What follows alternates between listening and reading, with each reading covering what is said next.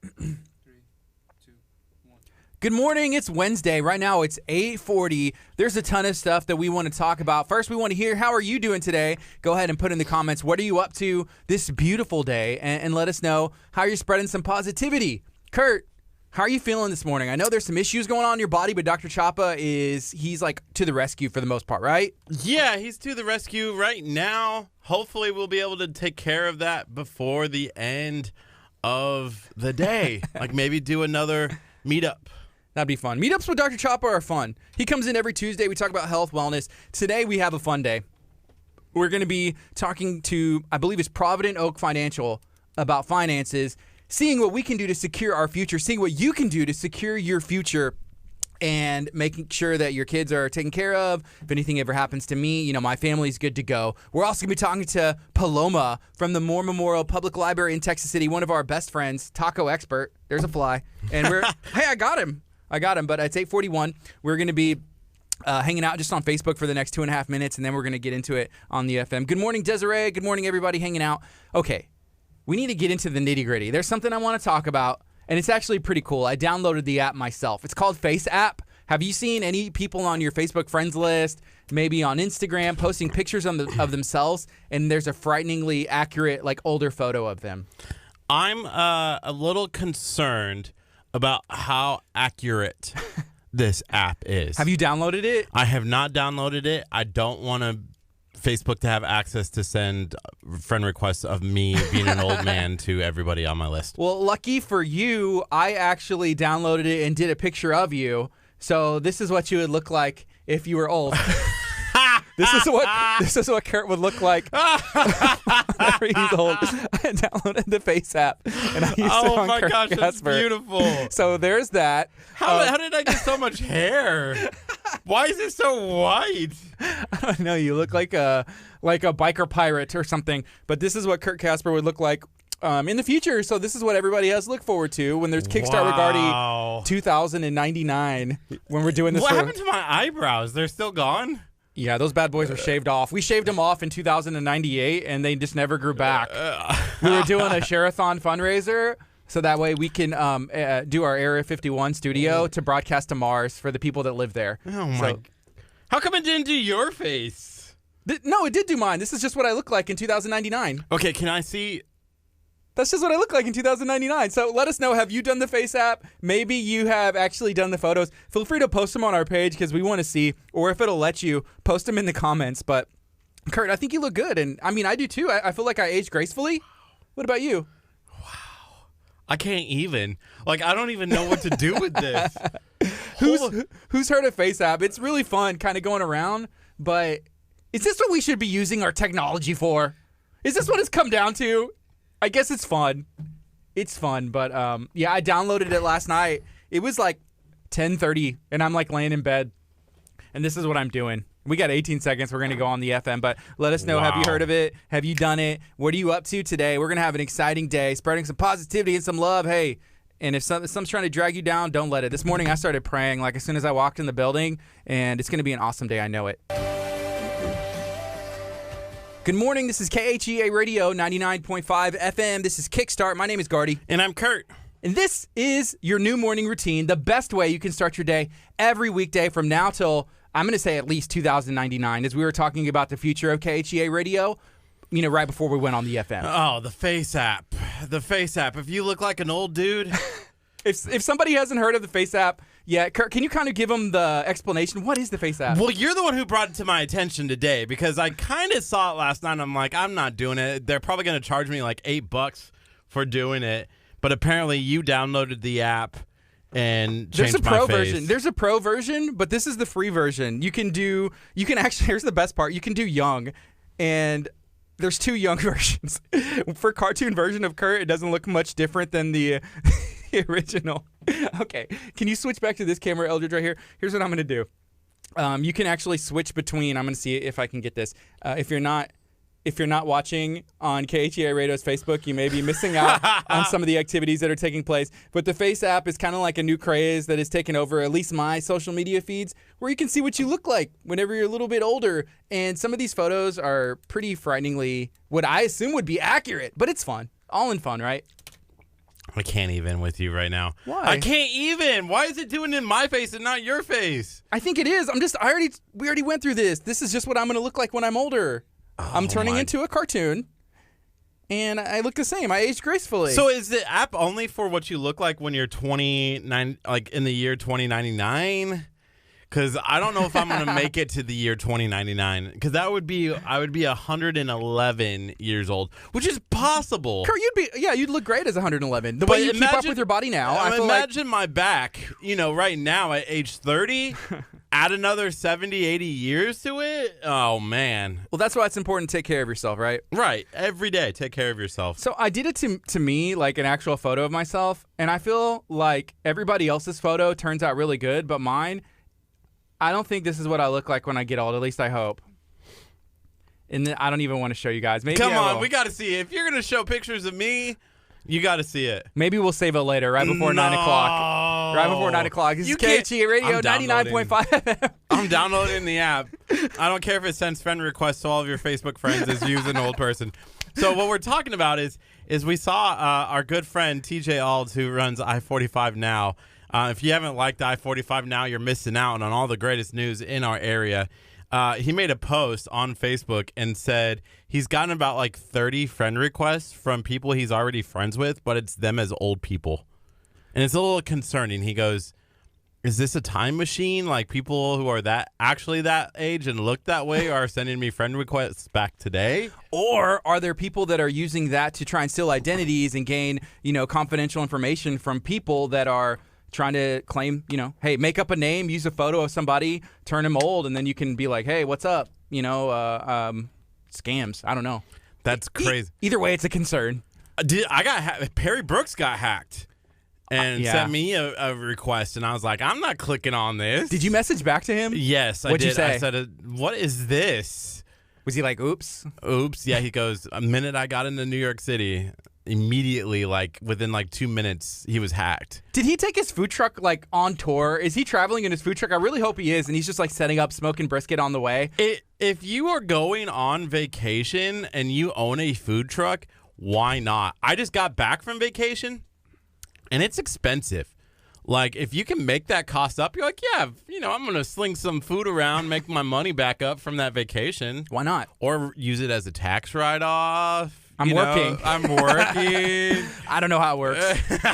Plus, with food, there's a lot of permits. So if you planned it out correctly or be like, hey, we're going to be here for a couple weeks, I'm going to go find a food truck park, somewhere to set up, get all the proper licensing, and then you can kind of pay till you can afford to go to the next city. And if you have a bed inside of the food truck, then you don't have to pay for a hotel. There's all kinds of stuff, man. Man, easy to get around having to pay lots and lots of money, right? Perry's doing it right. He was like hanging out with the Today Show. Felt like he was on the Tonight Show in Nashville, everywhere. So, shout out to everybody traveling. If you do have some plans to be attending some fun stuff this summer, feel free to let us know in the comments and where you're going.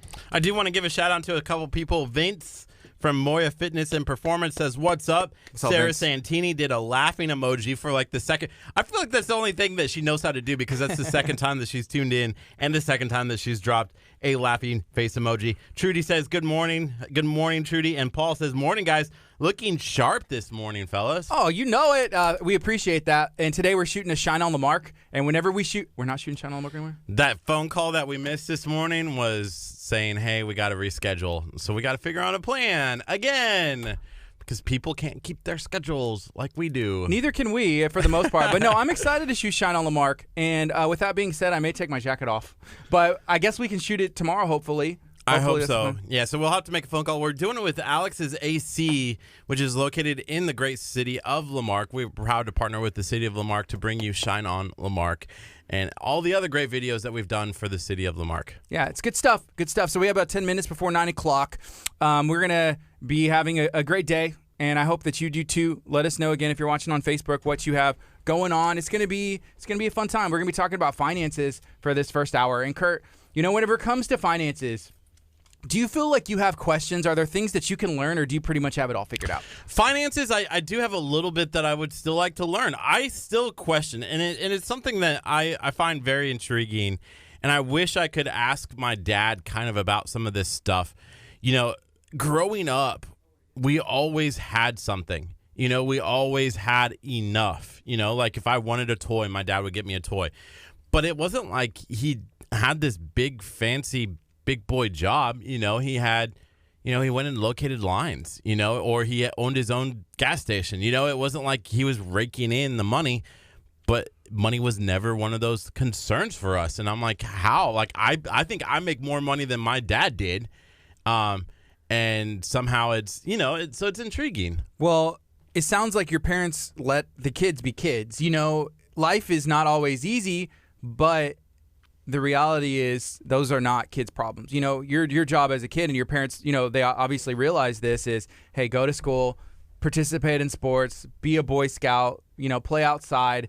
The financial side, your mom and dad, I'm sure, handled all that, and things were probably sometimes there's ups and downs with anything in life, relationships, money, school, work, friendships, business, anything. There's ups and downs, and so being able to be the steady rock for your family and just provide, I feel like that's one of the the characteristics of good parenting. Yeah, it's just one of those things. I was thinking the other day. I used to go every Saturday bowling in the mornings, and we would play 3 games. It was part of a league, so I don't know if there was like some sort of league price or whatever. I'm sure. But and then we would do like nacho cheese. I would always get nachos with cheese. But I was in the first grade, so I wasn't working myself, but they still provided that opportunity. And I'm like, man, I go bowling today, and it's like $60 for 3 games, and there's like, and the nachos is $80 on top of that, so I'm spending $140 every time I go to the bowling alley. But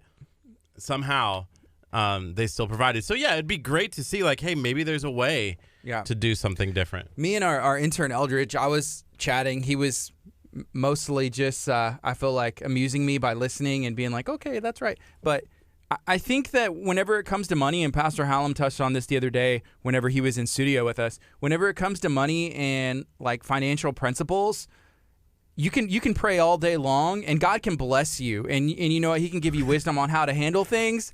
But at the end of the day, there's people that are rich and they've never been to church, or there's people that have their money in order and they don't believe in God at all. So there's some principles that take place whether you are, a Christian and pray, and there's principles that, it's the same, but you can ask for wisdom and how to handle things.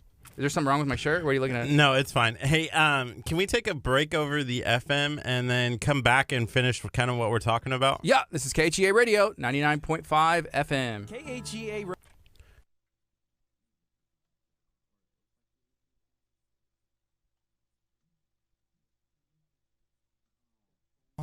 Kurt said it looked like my zipper was down. But guys, look, I'm gonna go ahead and amuse everybody. My zipper's not down, it's just my shirt. Okay. So thank you for the call though and the concern. I appreciate you guys, so I don't look like I'm walking around with my zipper down. Thank you. That was a little I was like, Kurt, what are you looking at? Well, Eldridge texted was like, hey, somebody called and said one of your zippers are down, and I looked at I was like, it kind of it did, but I'll tuck my shirt in so that way there's no confusion. Here, I'm going to turn around and tuck my shirt in. Take a different shot, Eldridge. Just take my camera. Oh, my gosh. That's the weirdest phone call. Do you know who it was? Elder said, that's the weirdest phone call. No wonder our numbers were through the roof today. Hey, everybody, tune in. Gardy Zipper's down. Hey, things happen. So sorry to change the subject on that. Like Robin said silence. LOL, yeah. So now that the drama's out there, I'm glad it was not, but no. Okay, I don't need to be back on the camera. If there's ever anything like that is... Can y'all take the shot again so I can see if it looks like my zipper's up? There. I may take my jacket off. Y'all got me moving up and down, and now it's hot in here. It's hot. Woo! I don't understand. Like, I was sweating. I think it's because of all the medication that I'm taking. All the horse pills. I don't know why. I almost spit my drink out when you said horse pills. You're taking it's hot. And I could see this being like Kurt's reality. It's a pill, and it's actually a little horse. Like, I'm taking horse pills. They're massive. How often are you supposed to take those? These every time I don't eat for an hour, and I'm supposed to take 2. When do you ever find time that you're not eating for an hour? It's hard. It's so hard. Food is almost as hard for me to control as my finances. You know, I did like, going back to our conversation about finances really fast, I do love the fact now everyone's tuning in to tell you that your zipper's down. Well, Russ said, way to go, guys. I appreciate you, Russ. Who was it? I managed to zip up my zipper this morning. I did it. I did it. I walked in and didn't make a fool of myself. The one thing that is funny is nobody like texted. It had to be a phone call. Like while we're on, you know, like, hey, let's take a phone call. Hey, your zipper's down. You know, like. Well, it wouldn't have been my wife. I'm going to find out who it was because I have the number here. Oh. Yeah, anyway, so we got about 4 minutes. We got like 3.5 minutes, and we're going to be talking to financial services. And I'm excited as I look at I pulled up my phone, and it's just a picture of me old. I look like Orville Redenbacher. I look like I'm about to sling the best popcorn in the world. Can we see it now? I'll show you. Oh my gosh! I don't like it. That is the best! Holy cow, that's awesome! Oh my god. Okay, you got to show the audience. You can't. Well, I'll show you like just the switch between. Because at first I was like, I'll show you guys later. It's a professional photo, so it actually looks legit. It's not like one of those. So. Hey, I have to read this comment. Robin said, "How are you this happy?" So cool. I'm gonna say it's God. No joke. It's God. You said 100%. Today is gonna be a great day, and it's your mentality. And you know, I came in today differently. You know, in a different mentality. And we always try and keep it positive. But I know for a fact that you can have the same thing. It all happens up here, kind of setting the tone for the day, and you can have a blessed day too. And that's what we're having. Whoever called on an 831 area code. Call him back. Put him on speakerphone, and we just want to say thank you before we talk financial. Yeah, you're live on KHEA Radio's Facebook, so feel free to share this video out. They're not going to answer. They're probably tuned in right now, and they're like, I am not answering this phone call. Well, I'm so thankful. I'm thankful because I don't want to be walking around with my zipper down or my shirt unbuttoned. Or all right, we got. Okay, we're about to call them and thank them. This is Kay. Hey, we could give them Chick-fil-A. That's true. Is there anything we can do to repay them? Here we go. If they answer, if they don't answer, they're not getting Chick-fil-A. Please leave your message. Oh my God! Let's leave a voicemail. 3342318. Who has a voicemail? Hey, what's up? We just wanted to call and say thank you so much for being an awesome listener, and we appreciate you. This is Gardy with KHEA. I'm with my friend Curt. Hey, we got a couple of Chick-fil-A gift cards, I guess. You get a choice of like your breakfast treat or you get a sandwich. So if you call us back here before 11 o'clock, we'll make sure that you get the Chick-fil-A. Thank you so much. You're awesome. Be blessed. Let's bring our guests in and see where today's going. Yes. Hey, yesterday I was listening to another radio station besides KHEA Radio. Please don't get mad at me for saying that. I'll allow it. Okay. Was it 104.3 KSOG, the best radio station in the Corpus Christi area? Also, no. Under the umbrella of KHEA Radio? No, it wasn't our second radio station. Shame on you. I don't have that FM channel plugged in on my phone, but it was a place and they were giving away like tickets. But the way they said it, they were like, bro.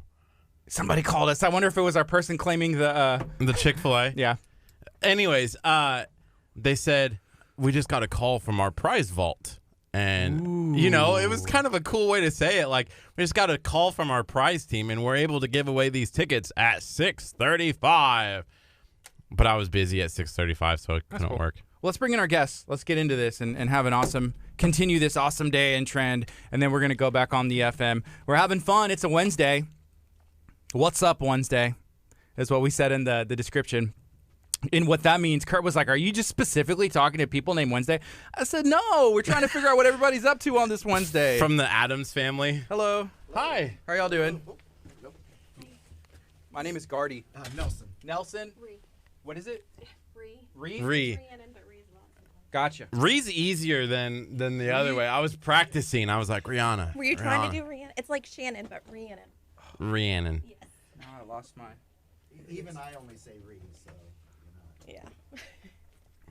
So how are y'all doing today? We're doing great. I'm excited y'all are here. We're excited to be here.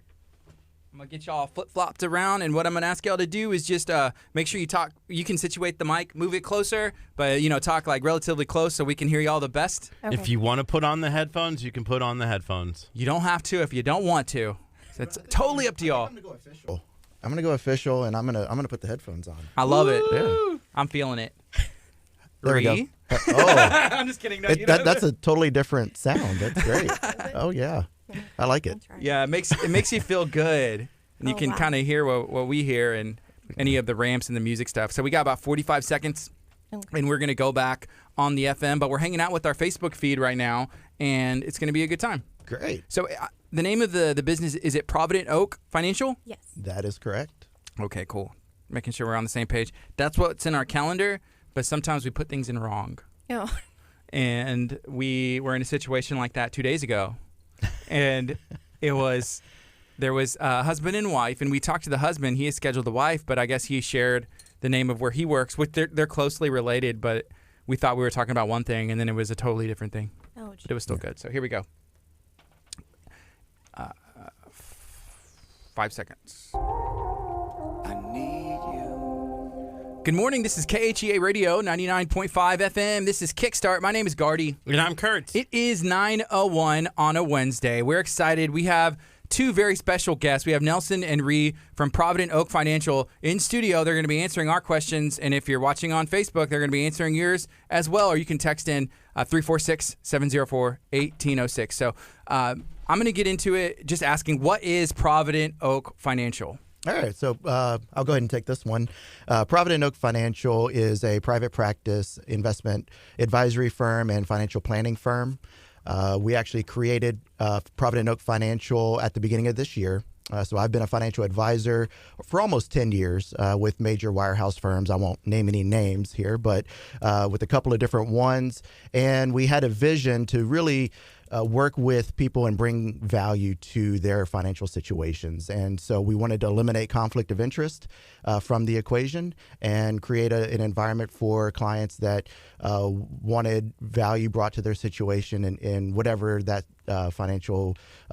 whatever their financial planning need was. Okay, and Ree, can you go ahead and start with you? What is your role in the company? And then we'll ask again with Nelson. Okay. So I am the COO, and I'm also the client relationship manager. So my job is to keep the clients happy. Mm-hmm. All the behind the scenes scheduling, events, all the fun stuff I get to do. Okay, So that's fun. And what's your role? So I'm the financial planner, financial advisor. So I work with the clients, uncovering what their needs are, what their goals are, where they're trying to go in their next 5 years, 10 years, 30 years with their finances, and really help put together all the different financial options and put those in place to help them reach those goals. So whenever it comes to planning and helping other people figure out what their goals are, I wonder if it becomes difficult because you're like, hey, well, this is what you should do. This is what your goal should be. Maybe you're thinking too small or you're thinking too big. Let's get realistic. How do you kind of balance that whenever you're talking about, people's money? Because that's a big deal to some people. Oh, you're absolutely right. A lot of what we do is, I kind of kid and say that we're kind of psychologists in a way. Mm-hmm. Finances and money is very emotional. It's something that people can get very attached to, and so when we're talking and we're having these conversations, those are conversations that we have to have one way or the other, whether they are thinking that they can do something later on and it's just not realistic, and I do have to have those conversations with people, but sometimes it's on the other side, and I get to deliver good news and say, hey, you're great, things are going well, you've done a good job so far, let's keep you on the right path, and you may actually have some extra you can do. And then you give them $1 million. I would like to think so, maybe imaginary, but no.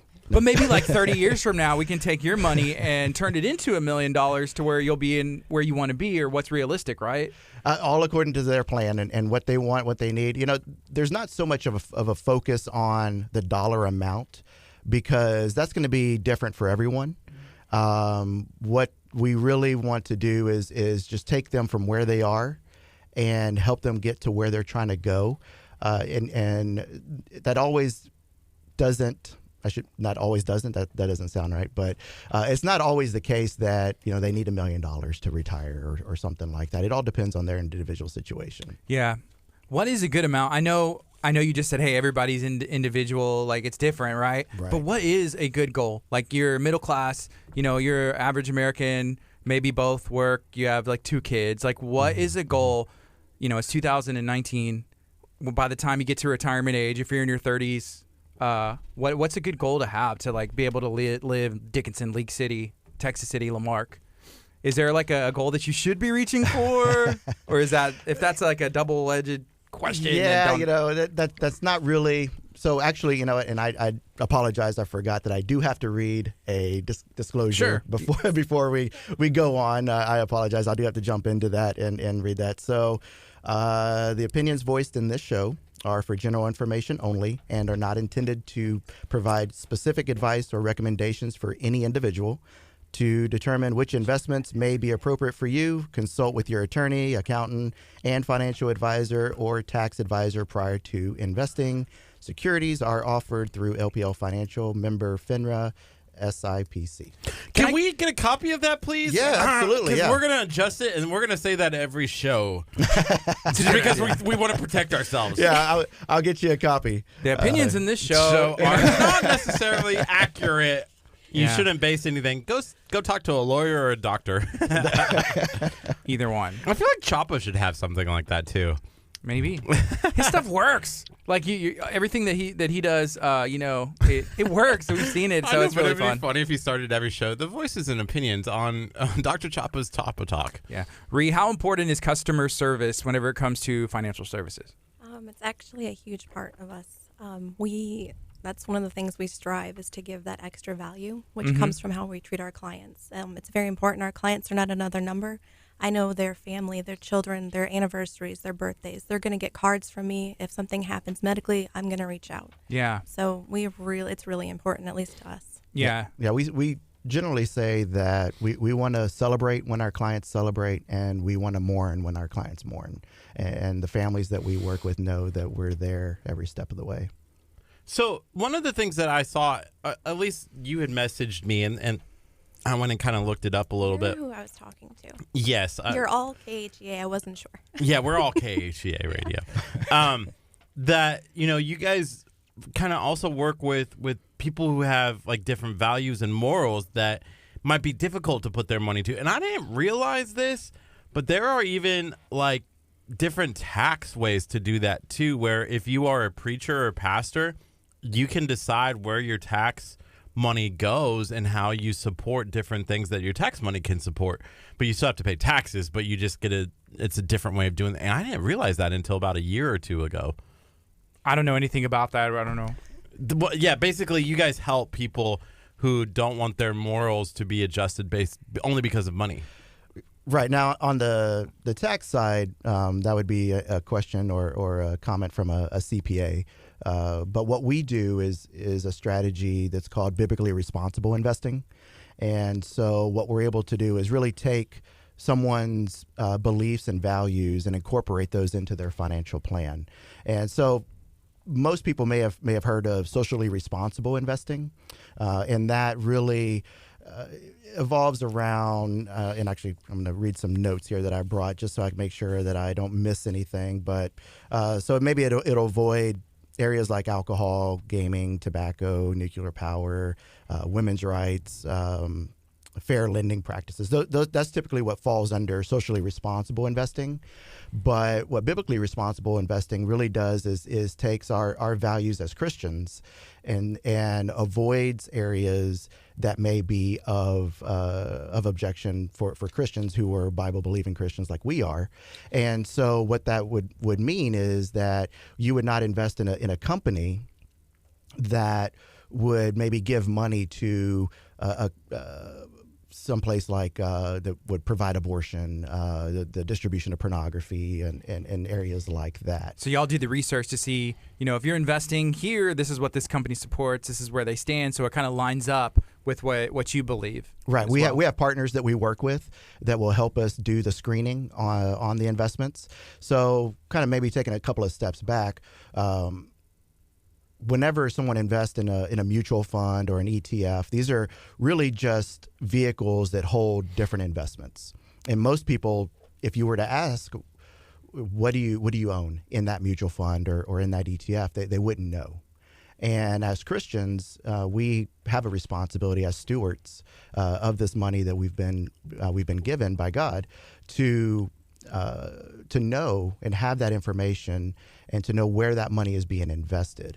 And so we partner with different companies to do the screening on these mutual funds and ETFs and different investment vehicles to screen out companies that may invest in objectionable areas. So Provident Oak Financial, you said it started at the beginning of this year. Correct. But you have how many years of experience? I have 8 years of experience as a financial advisor and almost 20 in the financial services industry. So what made you want to, pursue the financial industry, 20 years ago and then being an advisor 9 or so? Well, the interest in finance in general was really how business works.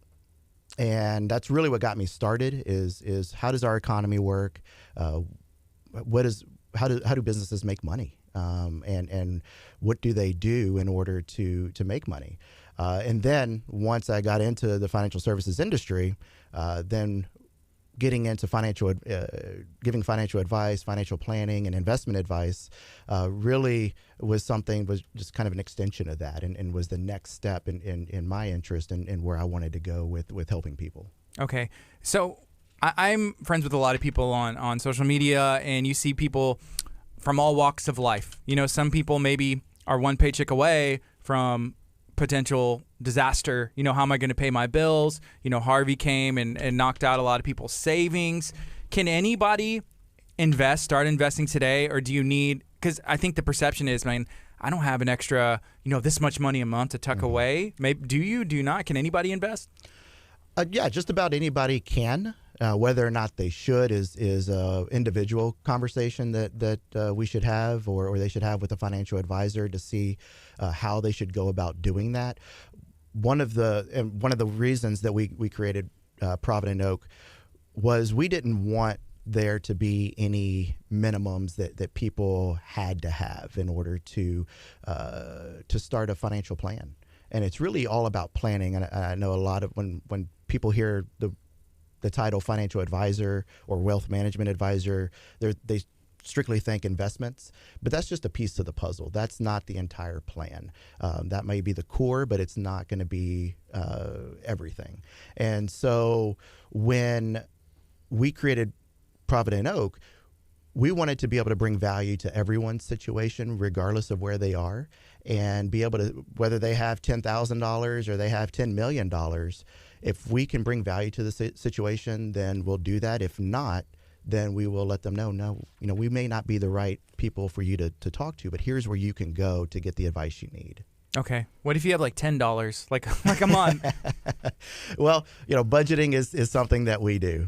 We help people with their budgets, and that's all part of the financial plan. What if you only make $10 a month? You got an answer for that one? Probably should start a plan on a career change. A career change. Can we talk? No, just kidding. I'm kidding. One of our specialties is also special needs families. So we are special needs parents. So for us, it hits really close to home. When you think of special needs families, we don't have money. All your money is going to your kids. So if a special needs family can make a plan to plan for their children, pretty much anybody can make a plan to plan for their future. Mm-hmm. Okay. And here's the other thing. Like right now in society, we live, myself included, hey, I have, an extra $1,000. I want to make an investment. I want it to be like $5,000, in a month. Bitcoin hit last year and it went nuts. It hit almost like $20,000, dollars for one Bitcoin. And a lot of people put some money in there. I put a little bit in there and, it just depends. But I mean, whenever it comes to making investments, is it always like the long term is the safest? Is it better? Is it for sure? What's your thoughts? Yeah, I would. If you look at statistics across the board, you'll see that a long term goal and a long term vision on your investment is always a better option. So more of a buy and hold type of attitude. Now that doesn't mean you can't make tweaks along the way of what you have, but you have, and we always tell the families that we work with, we're not stock pickers, we're not day traders, we're not bond pickers. That's not what we do. If that's what you're looking for, we're not going to be the people to be able to help you with that, because we truly believe in a long-term plan and looking at track records and finding out what has a good track record for helping people reach their goals. That quote, I think it goes, if investment should be more like watching paint dry or grass grow. If you're looking for excitement, take $500 and go to Vegas. Yeah, I don't like Vegas. We don't either. I mean, I like Vegas, but I don't like like gambling and stuff like that, because it's just Right. like, some people do that, but to me it's just like sometimes like throwing money away. I'd rather do something else. That's me. And investing is not gambling. No. Right. Okay. So you were mentioning something about like mutual funds. Like you just look at these different like accounts, and this is the kind of percentages you can yield depending on right now. I mean, like where's the money actually going? Like if we invest. Okay, so like I mentioned before, and we have different partners that we work with, but different mutual fund companies that are out there.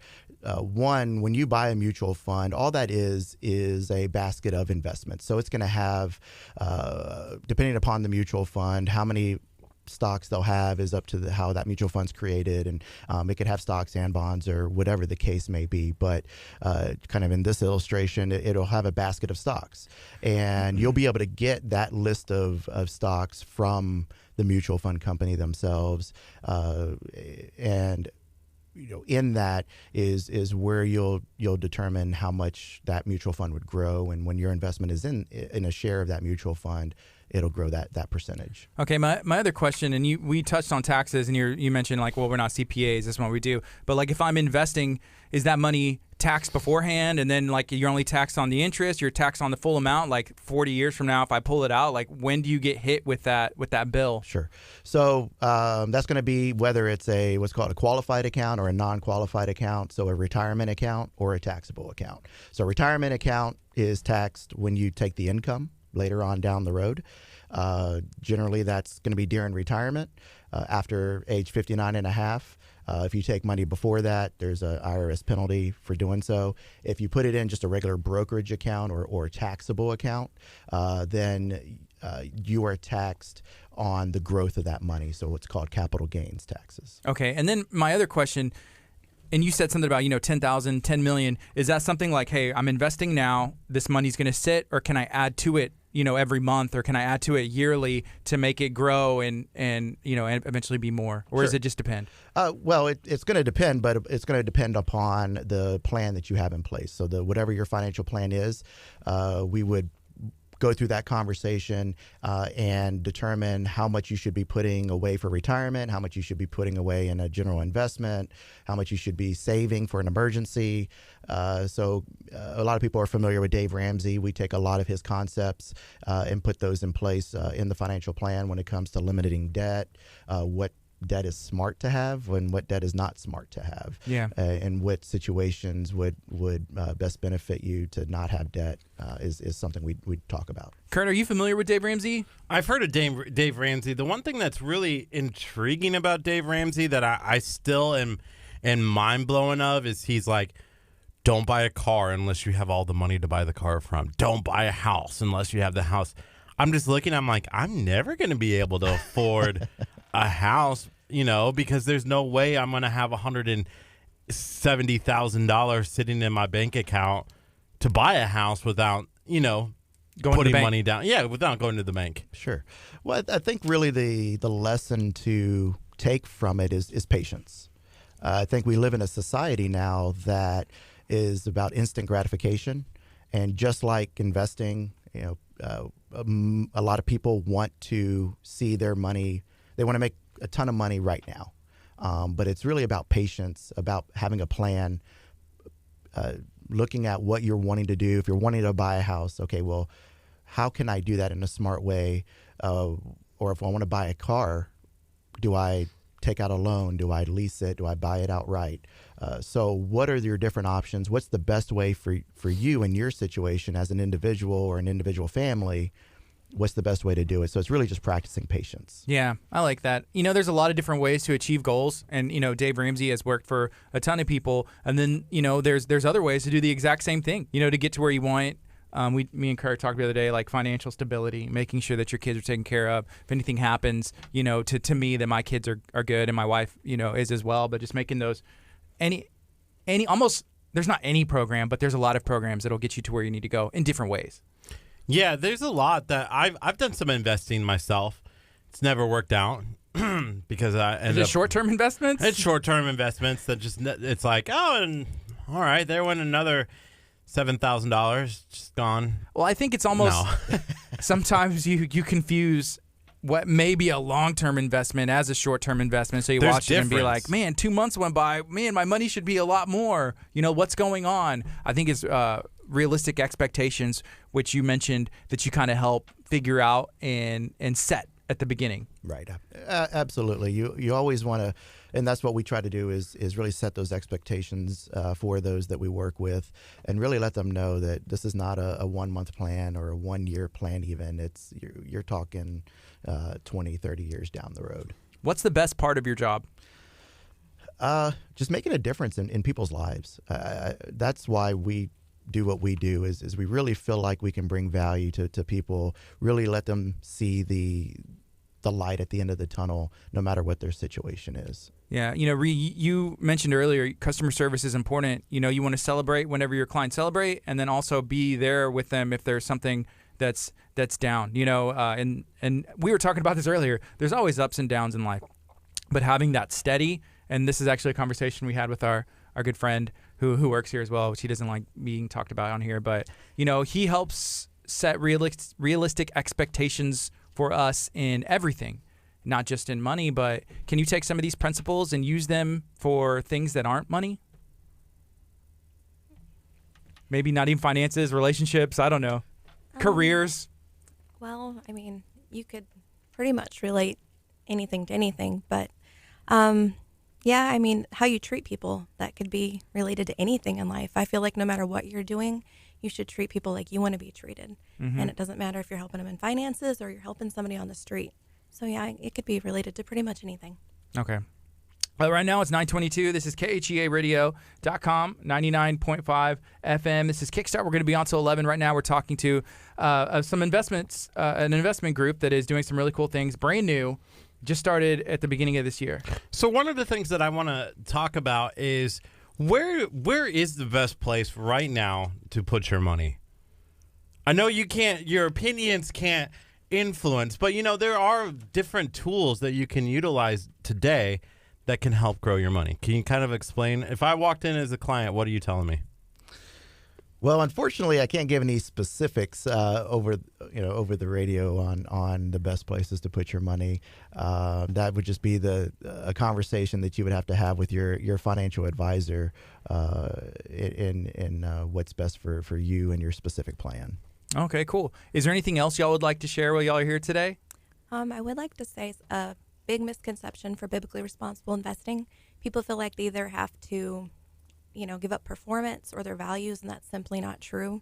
I can say that when you start looking into those different portfolios that are biblically responsible, they're actually outperforming a lot of the other ones. Oh, really? So. Yeah, the reason for that is you're really investing in companies that are ran more conservatively, so they're going to hold less debt, they're going to treat their employees better, their supply chains better, their customers better, and so over a long term, those are companies that are going to have repeat business and be able to generate revenue over a long period of time. So if somebody's looking to get a hold of you, to get in contact and find out more information, maybe check out your services, how can they do that? We're on social media, Twitter, Facebook. You can just look us up, Provident Oak. They can call us. Yeah, they can give us a call at 832-836-2459. Visit our website at www.providentoak.com, and they can schedule a meeting with us just right there on our website, or reach out to us and schedule a meeting. And again, we're also on Facebook at Provident Oak Financial. One more question that comes to mind. How did you come up with the name? Because this is a good, strong name.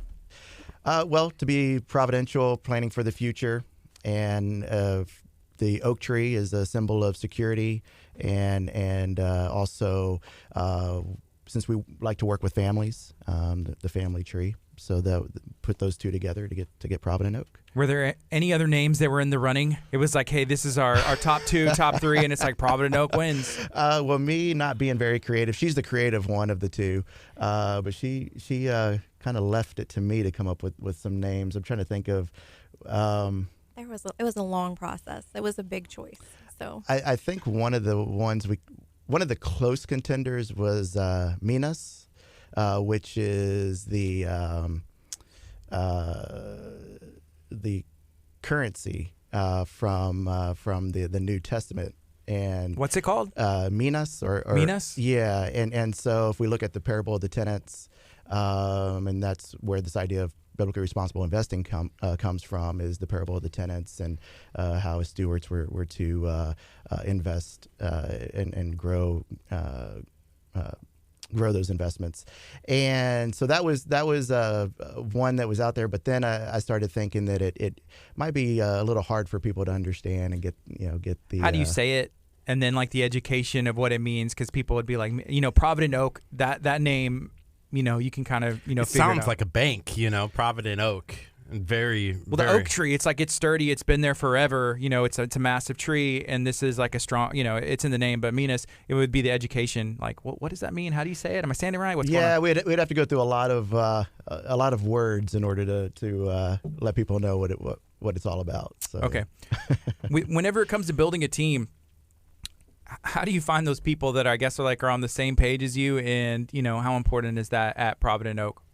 It's really important. We build a team with CPAs and estate planning attorneys, and so what we do is we really just sit with them and talk to them, find out what they're about, who they are, how they treat their clients, what it is that they do, and also who they are personally as far as their beliefs and their backgrounds, and then we want to make sure that if we are going to work with this CPA for our clients, or with this estate planning attorney, that they share a common belief, and that they're going to treat our clients in the same way that we would, and that we can do the same for them. What is your background, Ree? Because I know you're the COO. It's a brand new company. Had y'all worked together or crossed paths before? Where'd you come from? So I actually worked in the medical field for half of my life, and then I became a homeschooling mom for our 3 boys. And then when he decided we were going to start this business, I thought, well, that's my husband. I'm going to be supportive, and I'm on board. Then when I realized I could help people, which is what I like to do anyways, I was completely on board, and I'm actually in the middle of taking classes to be licensed as well, so I'll be a financial advisor soon. What does that process look like, getting licensed? It's a headache. It's a lot of test before test before test. You have to be, LPL has to actually sponsor me. You have to be sponsored through FINRA. It's a long process. One of the tests alone are over 6 hours. Wow.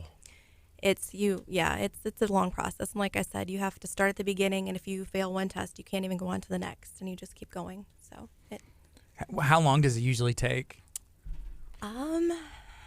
It depends. You only have a certain window. You only have 120 days to complete all the tests once you start the process. Even though each test is hundreds of hours of studying. So you just, when you're ready, study, make sure you're ready. 120 days, and then start it go. And go like crazy, and just hope you keep going. Yeah, Provident Oak Financial. It's brand new, but y'all aren't brand new to the industry, to financial planning and everything else. Where do you see the company going? In the next 5, 10, 20, 30 years, as you're planning this company, where do you see yourself going? Well, I think first and foremost, we see it going wherever God wants to take it. That's the attitude we've had about it since the beginning, is to let God build it as He sees fit. But we just see it as a firm that's going to continue to serve and serve people's needs. And those that are in line with that idea are, we've been in conversations with a few other advisors to join us, and so we just see it as something that's going to continue to help people. I mean, that whatever God has in store for us is, we're willing to take on. Curt, do you have any questions whenever it comes to either financial planning, about the business at all? I might have to come and visit with y'all, because I do need some. I know you're not financial, like you can't make me have $1 million, but You can. You just have to do it right and be patient. patience is not my thing. You've at been all. praying for patience, haven't you? Yeah. I've been paying for financial stability. Maybe I need to change it to patience. You know, one of the things that I thought I was going to bring this up earlier, Gardy, and we haven't really hit on it yet. But the one thing that's really, I guess, that kind of blew my mind is most people pray for $1 million, or most people pray like, hey, let me win the lottery, or they're praying for like extra blessings. And I heard this from Pastor Joshua Rudolph, and it kind of blew my mind. He said, stop praying for God to bless you with money, but instead start praying for you to take control of the money that you already have. So instead of like, hey, bless me, hey, help me work with what I already have. And it would kind of like shifted my opinion on, man, I'm not praying for that anymore. I'm not praying for God to give me $1 million. I'm praying for God to, give like let my money that I already have stretch a little bit further. And I think it's helped, honestly it has, because money has stretched and it's not like, oh, I'm hurting, but it's good.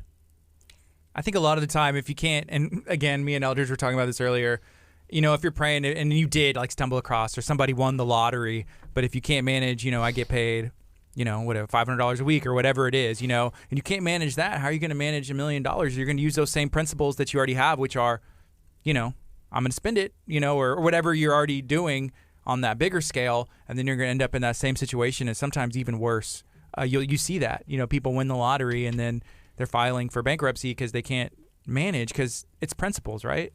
Yeah, absolutely. I don't think we can expect to be given more responsibility if we can't handle the responsibility that we currently have. Mm-hmm. So right now it's 9:32. This is KHEA Radio.com, 99.5 FM. This is Kickstart, the best way you can start your day every day, starting 8:30 to 11 every weekday. We're excited.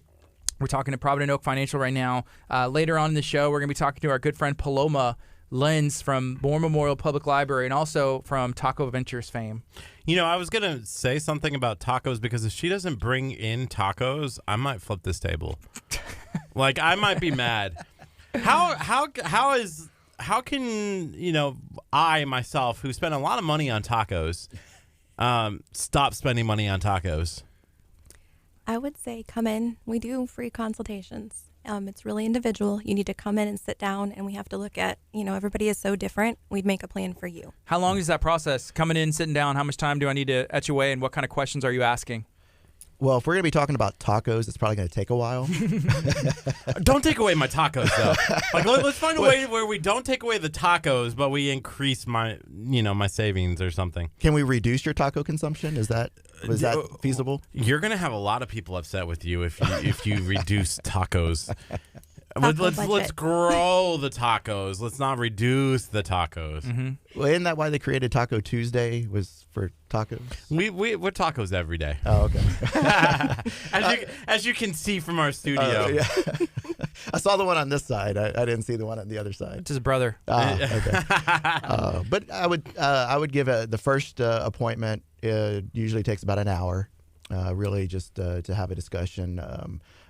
Again, the idea is for you to ask questions, for you to get to know more about us and who we are, and for us to be able to understand what you're trying to accomplish.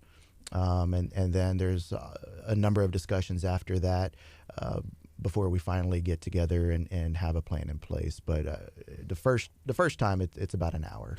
We were talking a little bit about biblical principles and, whenever you're investing, according to what your beliefs are, what does the Bible say about investing? What does the Bible say about handling finances? Well, I think there's a reason why money is mentioned in the Bible more than anything else. And it's because we all encounter that, and it can be a very tempting and very powerful object or idol.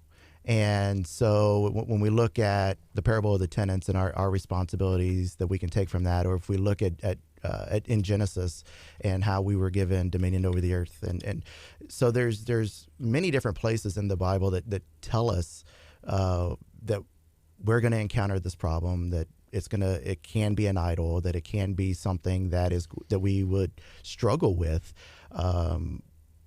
but we are to be good stewards of that, and to kind of take all of those principles together, and I think that's really the idea is that we are stewards, and we have a responsibility to treat it as such. Okay, I like that. So right now it's 9:35. This is KHEA Radio. If you're watching on Facebook, feel free to share this out. And if you have any questions, feel free to let us know. We see some that are coming in and people, spreading some love and appreciating the financial talk. We don't really talk about finances too much. We have a couple times before, but it's a really touchy situation, especially whenever you try and give advice or if somebody has a question, it's just like, well, you almost can't answer it just because you don't know enough of the background. But if you come in, it's about an hour. You can ask some questions from both sides and figure out where you're at and what your goals are. I'm trying to think for myself, like what goals are. I'm 33 years old. I have 2 kids. I'm married. Have a great house. I have a house, and life is good. But I want to make sure my kids are able to go to college if they want to, or pursue the careers that they have. I would love to be able to pay for them, but I also want them to potentially get scholarships, or not just try and know that, like, oh, Dad's going to do it. It's going to be taken care of. So it's a big balancing act. And I was sharing with elders earlier. I think whenever it comes to an example of hard work and seeing like you need to go do this or try and attempt and do everything you can, is from my dad. A lot of people may not have a different example or a good example. There's not, and they look for other places. But I like at KHEA that we are trying to spread positivity and hopefully provide examples of what that looks like, so that way people can plan for the future, or we can bring up topics like this that maybe people haven't thought about. How great would that be? So I was in Florida last week, and one of the things that I saw was, a lot of empty space, a lot of trees, land that had not been developed. And I know there's some, environmentalists who would be like, oh, that's awesome. It's great. But you take a look at our area, the Houston area, and you drive from Houston to Galveston, and there are very few spots that have yet to be developed. Lamarck needs a lot of development still. But one of the things that I think would be fantastic for our area is for everybody to be blessed. Small businesses, the more that you have financially, the more that an area can be blessed, correct? Sure. And obviously blessings are relative to what you currently have, but in using those blessings to glorify God is really the objective. And so when we plan and we take the responsibilities that we have with our finances, then we do leave the ability open to glorify God and be able to show others just how good He is. Do y'all have a mission statement? What is the overall goal? You want to take that? No. A secure tomorrow starts with a firm foundation today. So it's really wherever you're at today, let's get started. Let's figure it out today. The sooner you start, the easier it is. And if you want to be sure that tomorrow is secure, we need to get to work.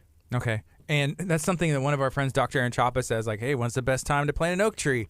30 years ago. And if you didn't do that 30 years ago, then the answer is today. Like start working on it now, so that way 30 years from now, you got an oak tree. Wait, diets aren't always best to start on a Monday? No, the diet's best to start 30 years ago, so that way you already got all the hard work done. I was dieting 30 years ago. I was born 30 years ago. Yeah, and that's why you ended up here. With the Trump body. Young Tacos. President Trump. The tacos. The taco Somebody body. did the other day. You guys will not believe this, and this is for our listening audience. Somebody straight up walked by me at the church. I was just sitting there minding my own business, complaining about my back hurting. So obviously my gut is like out in the middle, and he goes, wow, you're getting fat. from eating all those tacos, and then like stuck his head forward. It just Didn't kept break stride. walking. Just kept walking. And I was just like, "What do you say?" I almost went like tapped him on the back and be like, "What'd you say?" But you'd have to get up like with the cane, like back Yeah. hurting from like carrying And I this was in a vacation church, weight. so obviously I couldn't intimidate anybody. So I made a post on social media about it instead. That's always a good idea. Yeah, and I said, because of you, sir, I'm gonna eat 5 tacos tonight. I wasn't gonna eat any. Now I'm eating 5. You're investing in your body. Investing in my tacos. Yeah, to hold more. I have the greatest investment ever. You got this? The Taco Cook-Off on October 12th. If you invest into that, you're investing into a great future. Yeah, we were actually talking about that on the way up here. Do y'all Wait, you can were y'all talking throw down about cooking? Do y'all cook tacos? We cook. We actually cook a lot, and we cook together a lot. But we're both currently doing keto, Oh, that's cool. so that has changed a lot. We still do tacos. But we still do tacos. How do you do keto tacos? There's different ways we've seen. There is. Are we allowed to say where we get them? Sure. Okay, Yeah. I didn't know what the rules were. HEB has this low carb tortilla that is phenomenal, so you can still have your Yeah, tacos. I don't miss it at all. No. You know, I don't have to worry about not eating tacos because I get to have tacos. I've anytime had I those low carb tortillas, and they take. It's just like a tortilla. want. Oh yeah, They're It's a stinking absolutely. tortilla. Yeah. Yep. So that's cool. You know what kind do y'all make? If y'all aren't cooking tacos, what else do y'all normally cook? Especially with the keto lifestyle, a lot of people are finding success with that. I cook all the Oh time. geez, we all sorts of stuff. I mean, I made keto muffins the other day. oh yeah, yes, you made Those some went quick. incredible blueberry muffins that were lemon blueberry that were amazing. Is that part of y'all's plan? Like, because you say, hey, we cook all the time. You know, having a budget, like we're gonna go out to eat. This is maybe this much. We're gonna cook and save money. Like, is that what's going on here? Or You, just Yeah. enjoy it. You have to no, plan for You have that. to plan. You have Yeah. to know what pretty much where every dollar is going, and what it's being used for. If not, you're gonna turn around and we have this conversation all the time with clients. They say, I make X number of dollars a year. I should be fine. I don't understand where it's going. And then when you take their bank statement and you start going through their expenses and you start to realize and uncover, hey, yeah, you should be fine, but it's because you're doing all of this too. Is that part of the planning services where y'all will help them break down, like, this is where every dollar is going? Yep, absolutely. Every dollar. Every dollar. Yeah, you should know where every You should single know where penny goes. every penny goes. Yep. Wow. And we do practice what we preach. We're actually put our house on the market, and we're getting ready to go completely debt-free and build a house ourselves. So we're not just all talk telling you, hey, you need to do this. We do the same thing. Okay. So yeah, me being the non-construction person, I'll be out there with a hammer and nails, and hopefully the house does not fall. I grew up on a Wait, farm, and we built my house, so I'm good. What part Wait, of you guys are building it without any help? Yeah, well, my dad will help. Well, she's helping. And I've built a house before, so it won't be my first house. We you built a house before? my childhood home. We built it. That's cool. You know, what part of town are y'all looking? We bought 10 acres in Alvin, and I have cows, and we're moving out there. Can I like build? Okay, this will help me save money. Me and Kurt will share like 3/4 of an acre and just have like 2 houses out there, and maybe just hang out with you guys and with the cows or something. You're not the only person that asked. A lot of people said, "Can we put a tiny home with you?" Yeah, I've Those seen tiny that. homes are nice. Yeah. If you're not claustrophobic. I just would afford. You know, see, I've always said this, and I know people. I love Glacier Court Apartments. They're one of our partners here at KHEA Radio. If you're looking for a cheap, well, not cheap, but an affordable, awesome place to live, you know, Feel free to check them out. feel free to check them out. One of the things that I've seen is I just need a place to sleep. You know, I'm at work, 12, 14 hours a day. 24 hours a day. 24, basically. I just need a place to lay my head at night, Like, I don't need anything super fancy. So having a tiny home on your acreage would be great. Well, I think that's part of the misconception we have now. We keep thinking bigger is better. And that's a lot of times why we can't just save up for a house. It's because we think we need castles and mansions. And when you do just think about it, you realize I just need a place to sleep. I just need, smaller space. So that's part of planning too, knowing your limits and what you really need versus what you want. And I think I saw some land a few blocks down from our property It's that for you sale. might that's for sale. You might want to check out. My wife texted me and said we cannot live that close to Kurt on the 3/4 of an acre. No joke. She literally just texted me that. Dang. Then she's texting something Okay, else. can I be on the other side of the acreage then? Okay, I'll take a quarter. Like, not even a quarter. I'll just We'll have Kurt's tent. You be on that side of the 10 acres, and I'm on the other side. So we have like 9 acres in between Now us. we will have cows grazing out there, so they may be peeking in your Look in window, your window, every definitely. morning. I mean, or, if you're living on an island in the middle of a pasture and cows aren't peeking into your window, there might be something wrong. True, I would agree with that. I recently had some friends who bought in Alvin as well. They lived in League City, and they've been in League City for this while, but I think they were just maybe like I don't know what, but I know it's affordable at times to make decisions. But real estate, from what I've heard and talked to people, is a solid investment. Obviously there's ups and downs, but you at least have an asset. I don't know if you want to touch on that at all, but You probably obviously don't want him to. Okay, but you just bought 10 acres of land and you're building your own house, and that's a pretty large investment. I would say 10 acres, of land. Yeah. Well, we have run into those that will say, well, we only invest in real estate. Okay. Kind of in general and just generally speaking, real estate is no different than any other type of investment. It's going to go up and down just like any other type of investment. Unless it's an investment that I invested in and it only goes down. That's true. Never goes up. I'm going to want a list of those I when I wanna see what leave, you so, did. so that way I avoid those. So I know which ones to avoid. Anytime you make an investment decision, let me know so I can I don't think you were biblically responsibly investing. Bitcoin. Yeah. There was Neo dropped down. That was the worst. It's all cryptocurrency. What, Well, no, Facebook? Neo was a Stock? no, yeah, it was a stock that was in Chinese car, and then right as I did that, Trump did the tariff, and all of a sudden now the market in China just went. Can't put all your eggs in one basket. That's important. So going back to real estate, don't put all your eggs in one basket. Have a diversified portfolio. Real estate can be a part of that, but it shouldn't be the only thing. Okay. How diversified should a portfolio be? I don't even have a portfolio, but it sounds good. Like you're talking about, like wealth management, all these words. It's just like, I think it scares a lot of people off. Sure. And then like portfolio, it's just like, man, I think of like a folder and like this file folder over here. I pull it out and it's like, these are all my investments. I mean, how diversified can a portfolio be? Can it be like two things and it's like, or one? I don't know. Really, to make it simple, diversified really is just going to mean when something goes up, that the other part is not going down terribly, and vice versa. Even out? So you want it to even each other out. There's many different ways you can do that. You can diversify by different types of investments, whether it's stocks and bonds. You can do that diversified by countries, whether it's a company that may be headquartered in one country and another company headquartered in another country, by U.S. and international. So there's many different ways to diversify. It's really just kind of having a mixture of all of that to have a balanced portfolio. And a portfolio is just a list of investments. Okay. So I'm sorry, the questions we're asking because we really don't know much. So this is like You're fine. trying to No. make sure we're actually learning and answering. That's absolutely fine. So you mentioned stocks and bonds. So stocks, you've heard of the stock market. I know what that is. Is that's what that's referencing? Correct. But what's the bond part? Because I've heard of savings bond. Is that what that is, or is it bond something different? I don't know. So a bond it can be if you've ever heard the 10-year Treasury bond.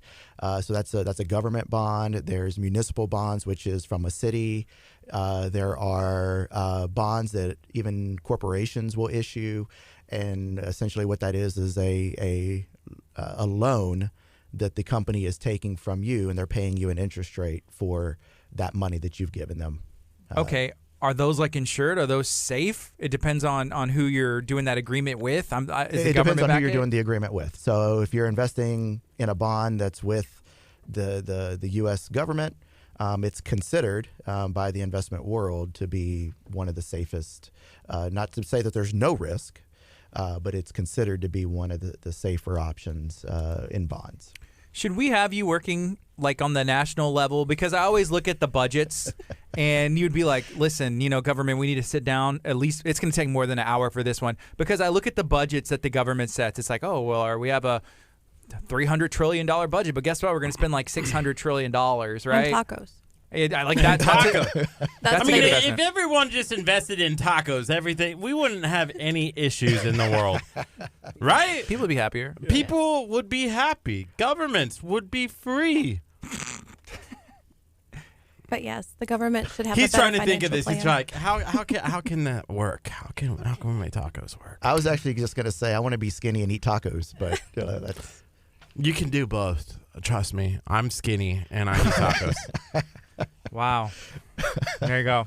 So we have about 8 minutes left. You know, is there anything else? And we've touched on a lot, probably that y'all wanted to touch on, and even more that y'all didn't want to touch on. Read that agreement one more Yeah, time. Read that statement I one more never time. imagined that I would have talked about tacos as much as we have. So that's a bonus, though. I like that. It is. On a serious note, we probably should let people know, as far as biblically responsible or socially conscious investing, when we go over it with our clients, you pick and choose what's important to you. So it's not an all or nothing thing. Everybody is not the same. Everybody's not convicted by the same things. It's not important to everybody. So we can literally sit down with them and say, okay, what is important to you? And make a plan around that.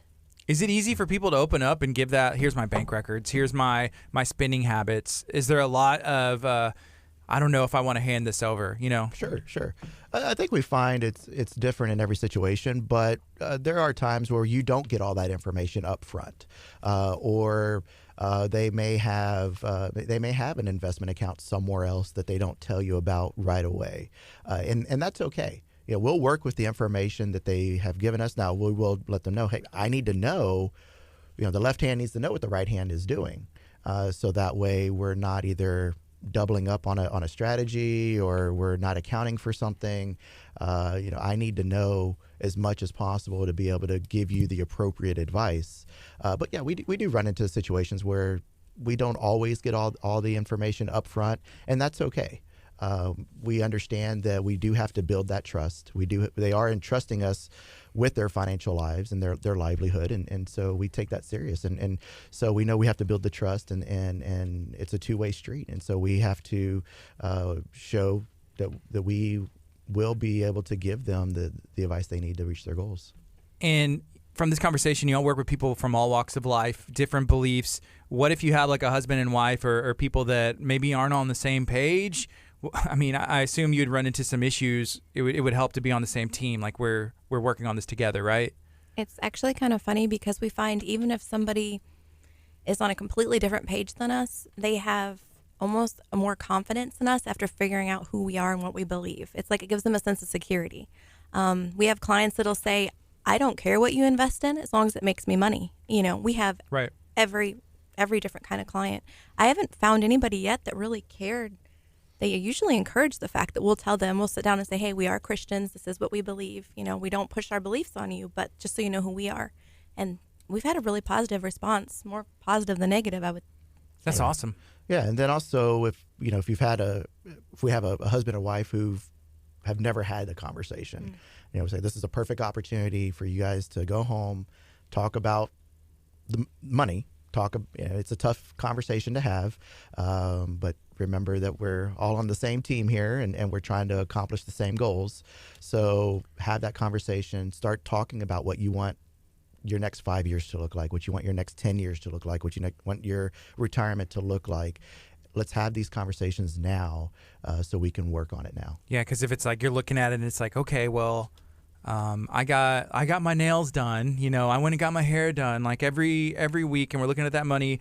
Maybe we can use that in a different way. I feel like it'd be a lot of, are you pointing fingers at me? And it's just not an easy thing to talk about money, maybe ever.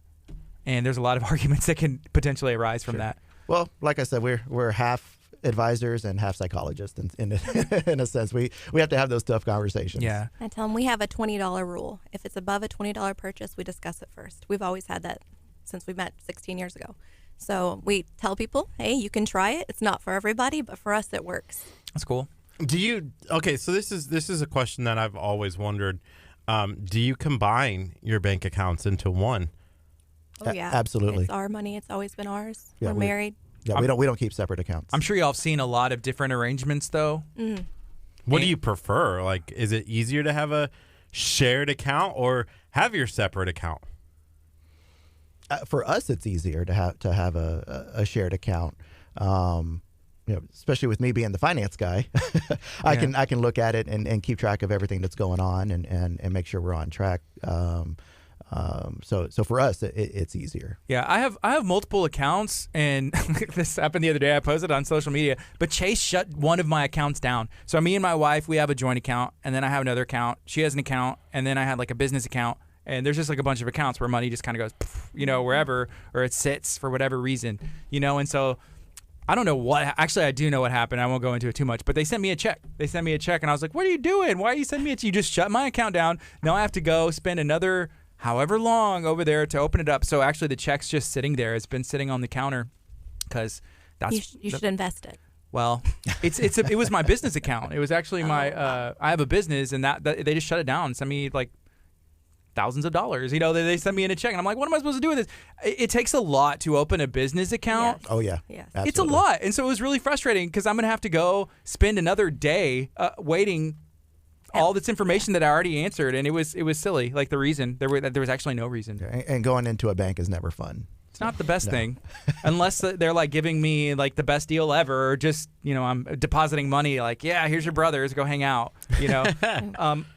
We There's do have a separate business account. We do a business account and a personal account, but I Yeah. would think multiple accounts would be confusing for that exact reason. They just start shutting them down. Yeah. So how do y'all get the money? Like, is it percentage based, like depending on how much you yield, or is there a flat fee? Is it both? How does Provident Oak kind of work those arrangements? Is it unique to the individual? It's typically going to be unique to the individual. I know I keep saying that, but it is a very individualized service model. But we get paid on a management basis, so it's an annual percentage that of the assets that we're managing for the client. And what that does is it puts us on the same side of the table as the client. So we don't benefit unless they do. We're not going to sell them something. This is not a sales business that we're running here. We're not going to sell them something just for the sake of earning a commission off of it. We want to be on the same side of the table so they know that whenever we offer a recommendation, that it's because we're looking out for their best interest. Yeah, and is that? I'm not really familiar how all that works, but I'm sure it's like a competitive, like, hey, this is kind of like what generally happens whenever you're working with someone in this industry. Yeah, and actually, if they were to go to our website, providentoak.com, there's a resource center, and it actually has an article from Vanguard, which a lot of people who invest have heard of Vanguard, and they actually did a survey as to all the different things a financial advisor should do. And what that would cost, and so you can compare what you're getting now to what they're talking about, and that might be an opportunity for a discussion there as well. Okay, so I know y'all are going to be moving to Alvin or building the house. That's cool, and y'all are in this area. If somebody's trying to set up a meeting, do y'all have the office or the location, or how does that work? We're actually right on NASA Road, right across from the Space Center. Cool. Yeah, we're on Space Park Drive. Right next to Lash 365. Yes. I've been to Lash 365. I don't know what Lash 365 You should is. go in and get your lashes done. Curt did. It was great. Did you really? Yes, it was awesome. They were popping. There's Burger Nation right down the Yes, the Burger street. Nation. Burger Nation I is know walking Burger Nation. distance Yes. from Have you got the Kickstart burger? We do the keto We do burger. the keto burger. Oh, next time you go in, get the Kickstart burger. Is it keto? 'Cause we You can't. can get it keto. Okay. Say I want the keto Kickstart burger. Okay. Okay. It's got peanut butter and jelly. Oh Can't yeah, and have no. it. None of this is keto. That's all No, sugar you and can't- carbs. There's Yeah. bacon. There's Okay, bacon. The bacon works. The bacon works. Cheese, bacon, Cheese, meat. bacon. Oh man, that Kickstart burger, delish. Do they still have the camel burger? Don't they? Mm-hmm. Yeah, I haven't tried that one yet. I want to try it. I'm a little It's delicious. little worried, but I do want to try it. Yes, Mike and Tony. We've had camel empanadas. That's actually from a different place that we did some stuff on, and those are really good. But Mike and Tony at Burger Nation are awesome. Great guys, and we support them. They support us, so it's pretty cool. Yeah, we support them with our business. The keto. on a frequent basis. And they support y'all with keto Yes. deliciousness. Yes. Is there anything else? How can somebody get a hold of y'all one more time? Again, they can go to our website, providentoak.com, and schedule an appointment there. They can give us a call at 832-836-2459. They can also email Nelson at providentoak.com or RHI at providentoak.com. Also on Facebook. Say it's simple. Just go to Facebook. I'll answer you. She'll answer. I'm always on social media responding to people. So Awesome. Well, thank you all for hanging out with us today. We appreciate y'all. Thank you for having us. We're glad we could come. To take a quick break on the FM. It's 10 o'clock. This is 99.5 FM, KHEA Kickstart's going to be on till 11. We're going to have Paloma Lenz. Maybe Tacos. not. Is she coming? Oh, I thought you were giving me a look like she's not coming. She's here. She's here. Paloma's She's here. out there It's somewhere. KHEA.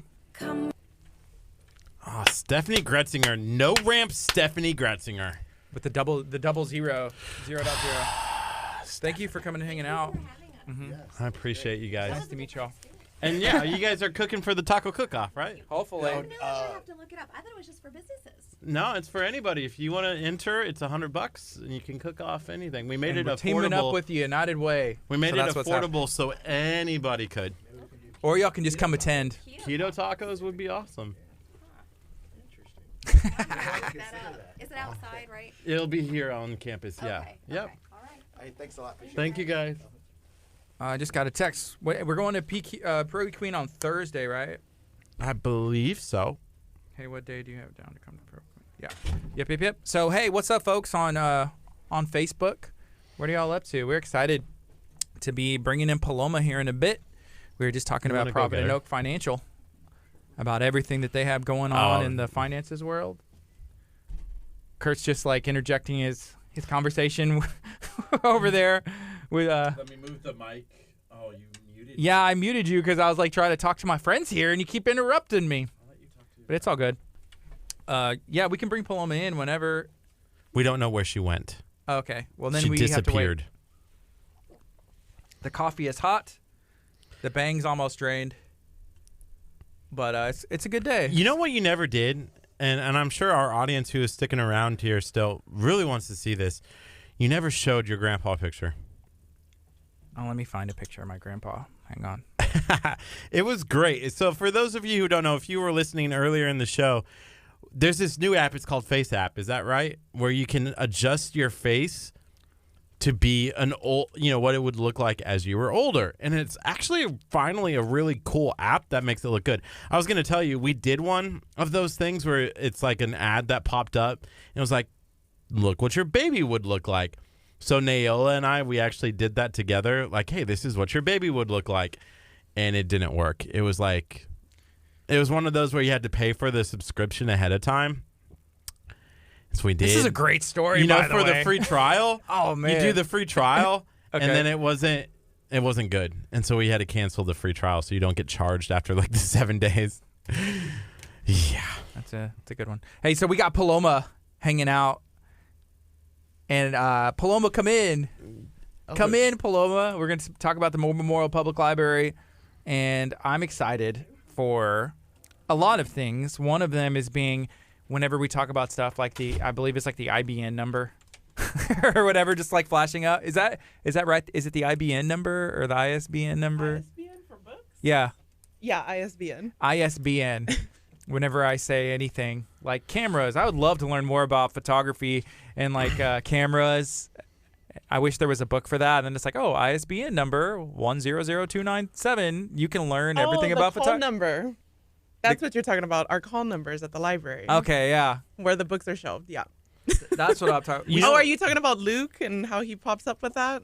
Okay. Well, today we have Cheryl. What? Yes. Luke had a meeting. Have we met Cheryl? Important library director meeting. So let's see and who's so now better. we've got Cheryl, the assistant director, helping us Cheryl out. or What does she Luke? look? What does she look like? Does she sometimes sit at the front desk? Not at the front, at the reference desk, in the middle of the library. Okay, she would be there. Yeah. So we went. I have to share a story today. We stopped in. That's what I heard, and I wasn't there. You were not there. I was out of town. They kicked us out. Well, kind of. Kurt walks in and he was like, "Hey," and he's acting like himself. I mean, we can't really. But I was like, I brought in food, and I'm like yelling it through the whole library. And I was the like, dude. librarian at the front desk was like, "Stop talking." he was just being or loud. stop yelling, right? Yeah. I mean, No, it it was sounds like like you were yelling. I was not yelling. I was talking to That my was normal yelling. voice. No, he was. You're yelling right now. I'm not yelling. This is my normal voice. I walk around talking like this all the Is time. this his normal? Yeah, he's loud. He can Okay. be, but still, it's too loud for. I was like, Kurt, be quiet. This is a library. Seriously, He was like, "Hey, KHEA's here." I was like, "Dude, shut your mouth." It's like, or at least just say your own self. You know, like, don't bring KHEA radio into this. And then Luke was like, "Guys, be quiet. I'm gonna kick you out." So, what did you actually bring food? No, No, I he know was. better. He just wanted to yell. Like, he I just didn't know wanted to better. pretend. I wanted to see what they would say.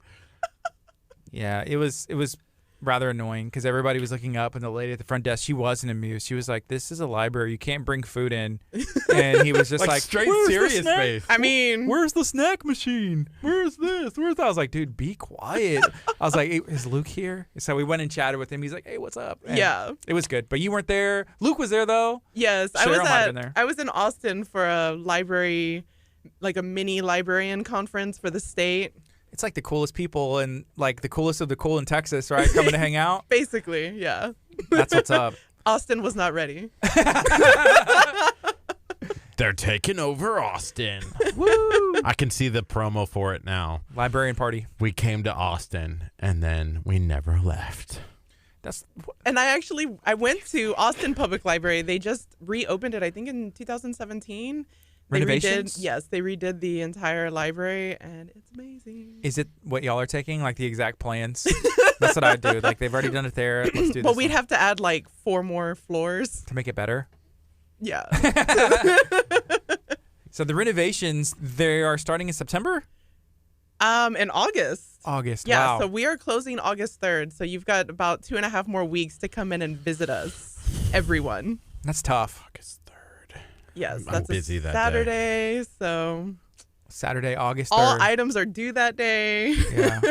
Some it- people aren't going to, they're not going to honor that or forget or things happen. Is there going to be a drop, like just a cardboard box in the parking lot where you can just drop a book in here? Well, luckily, the drop box will still be accessible to the public, so they can come and drop off their items, and we'll be checking that periodically. I would say, like, no, I turned this in like August 4th, and y'all didn't know. Please don't charge me, For September. holidays. Yeah. Yeah, that's Luke and Cheryl's decisions Okay. to make. Yeah. Yeah, they're working on that. You know, one of the things I was going to tell Cheryl, who's listening right now, What's up, Cheryl? is to start a watch party for this video. So then all of her friends can tune in and see her responses. And maybe they could start like a, we want her, we want, Oh, Cheryl. yeah. Cheryl, instead can of you like, start a watch party? just saying, like, if her fans show up, then maybe Cheryl will be fans. able to do this every time instead of Luke. Oh. I'm just saying, I'm just spitballing here. So Luke's in a meeting? Yes, I didn't catch what the meeting was, but it's off-site, so he's not even there at the building. Do y'all look forward to that or you miss it? Be like, man, I wish I was at the library right now. Like, it's so much fun. Well, it depends on the meeting, I suppose, but usually it's fun to kind of go off-site. Is Luke especially, here and he's like going to pop in like in the next 10 minutes or something? Like, ta-da, I'm here. It was me the whole time type thing. Wouldn't that be nice? No. It'd be fun. We talked to him. We're like, Luke, when are you going to come in? He was like, well, maybe whenever the library is closed for renovations, he can come hang out with you and come up here. So we're hopefully holding him to that. Yeah, that's what he told me. He said probably in September. September. So What about we'll see. August? August 3rd, y'all close. I know, right? Okay. We'll take it. We'll see. Maybe September. I'll bring like other staff with me. Are y'all still going to be able to do the Galveston County Food Bank food drive in coming up to Thanksgiving, or is it going to be different because of the? We might closing? not do the food drive this year. Mhm. We might do something at the start of next year, just to really kick off the library's reopening. Okay, awesome. Well, that'll be good. What has the feedback been so far about people learning that it's going to be closed for renovations? Is it mixed? It's mixed. A lot of our regulars who come in, we've got people that kind of they run their own businesses, and so they come in and they do a lot of printing and a lot of meetings with clients and stuff that we don't particularly see, but we see them. And I've had people come up to me and say, really? 4 months? Yeah. You guys? Seriously, you can't get it done in like one? And, and we're like, we 646 promise. did it in 4 months. Are y'all building a new like an interstate off of Palmer? To get from 6th or like 9th Street to get to the loop, and you can do a little Entrance at Palmer. And we're like, we promise it'll be worth it. You're gonna love the new space. So Well, I love 646. What if we It's just been nice made, being you know, open like again. in the Jetsons where you have those little like suction things? We could make one from Abundant Life Christian Center to the library, and all you have to do is suction here. Do we know where the books are going? I think we touched on this, right? yes, so they're being moved off site, or they're gonna be housed in a container on site, and then some of our more sensitive items are gonna be housed in a other building in Texas City. Is it going to be one of those like big metal containers? Because they can hold a lot. You could like just straight up put those things in there. I'm storage. assuming that's what's gonna be done for some of the. And then the library books that are worth like the big bucks, you put them in like a air controlled room that's like sealed Yeah, tight. those with are going to the museum. laser. Actually, Paloma hat. You have like a sword, like in armor, standing out in front of it, pacing to make sure nobody gets no in. eye contact. Yeah. no I was like, interaction. The just infrared serious. that you have to like put the smoke through so that you can see the infrared. So when you go just like steal the items, you're like, whew. Is this Cheryl's first time to watch our interview? I I wonder. think she's watched once before. Okay, good. She was like, these guys are weird. Many moons ago. Yeah, we are. Hey, let's go. Hey, Cheryl. Let's go on the FM. We're going right now. Here we go. Good morning. This is KHEA Radio 99.5 FM. This is Kickstart. My name's Gardy. And I'm Curt. It's 10:11 on a Wednesday. We have Paloma Lenz in studio from the Moore Memorial Public Library. She is one of the people that are able to come in on a monthly basis and share all the cool things happening in our area, specifically with the Moore Memorial Library. What's up?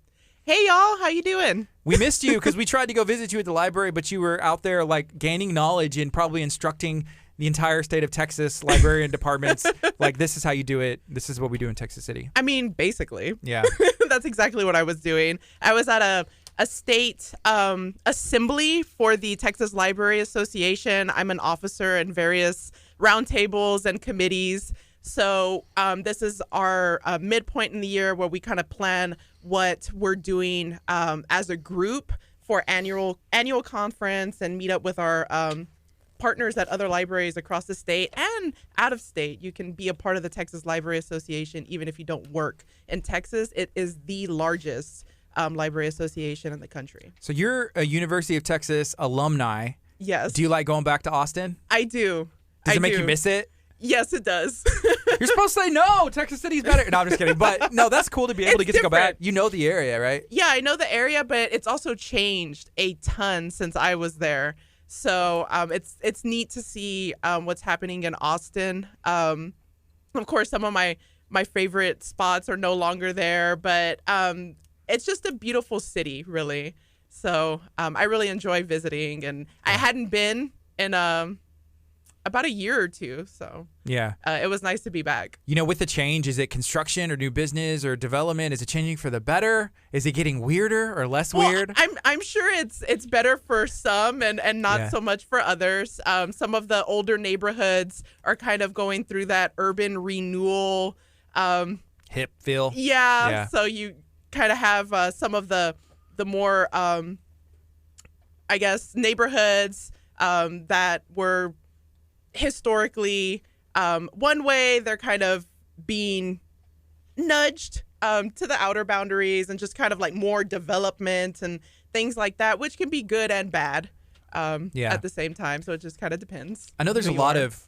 of construction, renovation, 6th Street, Texas City, obviously the library. You know, are we creating in Texas City the new 6th Street, like a small Austin feel? Is it getting kind of weird over there and it's starting with the development of the library? Well, I think I think this 6th Street is known as the other 6th Street, so maybe not as weird. Okay. But it's Texas City's version of 6th Street, and I feel like it's more community based here. I know the 6th Street in Austin. Not as family friendly all the time. Yeah, not as family friendly. A little bit more wild and weird. They are depending wild. on the day, the day of the week, really. So here in Texas City, I mean, when you go to 6th Street, depending on the time of day, you can really kind of meet people and people who have influence in the community who are really interested in building up not only Texas City but Galveston County as well. Mm-hmm. So whenever the upgrades happen, it's shutting down August 3rd. It's going for about 4 months. What can we expect? Are there plans that have been released? Are those kind of private, or just know that it's going to be a big surprise? It's awesome. Yes. So in our newsletter, if you haven't swung by the library to pick it up, it's our July 2019 newsletter. And so we have some of the images for the children's department. Those are subject to change just depending on anything that happens. But for the most part, that's what it's going to look like. Cool. Any images that we've released, we're really hoping that we can get it to look exactly like the mock-ups. So we're going to have a new entryway. We're excited about that entryway. It just looks like it's going to be cozy, and people are really just going to be able to come in, plug in, and take care of business.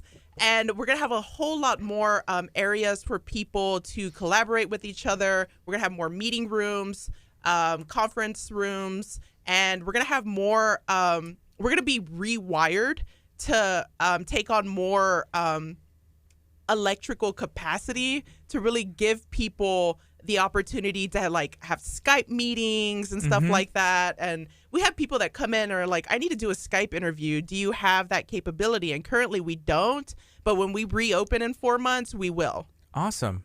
That's very cool. 4 months y'all are closed. That means it's a little over 2 weeks is the closing day. Yes. How much do y'all have left to get done before y'all are ready for that? Hey, we're closed. Is there a lot?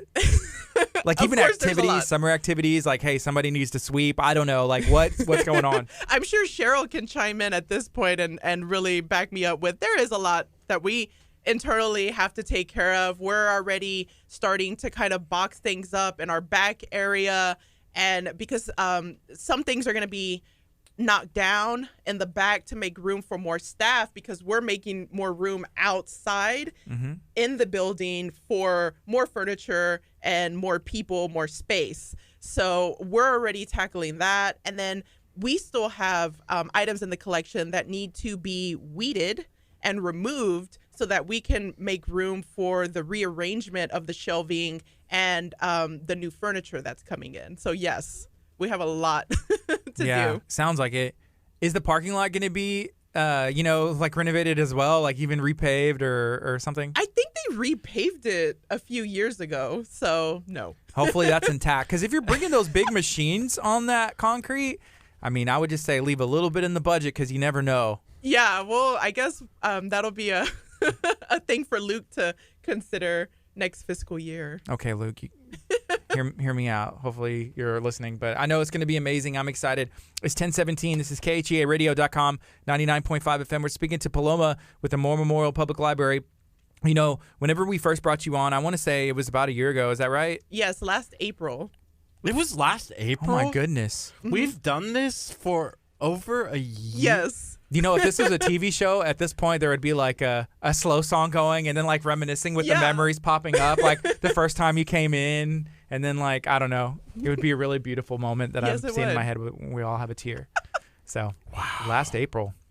Do you remember the day? Because that was really quick. You're like, yes, last April, the 3rd. Maybe the 20th or the 19th. No, the 16th. I think it might have been April 16th. I don't know why. I remember things like that. Are you a genius? Do you know your IQ? I think I might be. Do you know your IQ? No, I 84. One above Curt. Yeah. Sorry, Curt. It's okay. Right now with my back hurting, it's like I have a 72 IQ. So. Yeah, I noticed you're kind of quiet. My today. back is really hurting today. Oh, no. I heard it on vacation about a week ago. And I went and got it adjusted Monday night with Dr. Aaron Chapa. And he goes, this back is literally the worst I've seen acutely. And I was like, you think my back is cute? Thank you. Then he told me to roll over on my stomach, and I rolled over on my back. And he goes, "Aw, you're smart, huh?" Your other back. Yeah, and I was like, "Oh man." Yeah, no, I'm in a lot of pain today. It's brutal today. I wonder if there's any books for remedies on back pain or pain management or anything like that. Oh, I'm yeah, sure we there are. definitely have plenty of resources on back pain and all kinds of pain, really. Are there any events? Are there any like readings or kid activities that are left in these last 2 weeks before the final day? Absolutely. And I just want to say that we've had a really great turnout for our summer programs this year. Our children's librarian, Carol, and her assistant, Christina, and then our young adult librarian, Megan, have really done some amazing things with their programs. Yesterday for our art program, which was outside, we had over 40 kids attend. 43 kids, I believe, was the number. And that's for, a late summer craft program. It's not usually a huge draw, but that's been the trend this year. And I just think that it's because the library has really stepped up in reaching out to the community and being more visible. And that's really what we're looking forward to when we reopen. That's fun. And we hope to maintain that engagement while we're closed too. Mm-hmm. So it's going to open. Is there going to be like a grand opening, big party? That's what we're hoping. That's what we're aiming for. It's going to be great. So Are we invited? I mean, a ribbon cutting and everything. Okay, here's the thing. I've been trying to cut a ribbon for so long, but I don't have anything to open, right? So last time, actually, this showed up on my memories, but the League City Chamber, they did an event, and I was like, can I just take a picture with the scissors? And they're like, sure. They had like this giant bag, looks like a guitar case, and they're like, whew. And so I just had the scissors, and I'm smiling, and I'm like, can I fake cut the ribbon?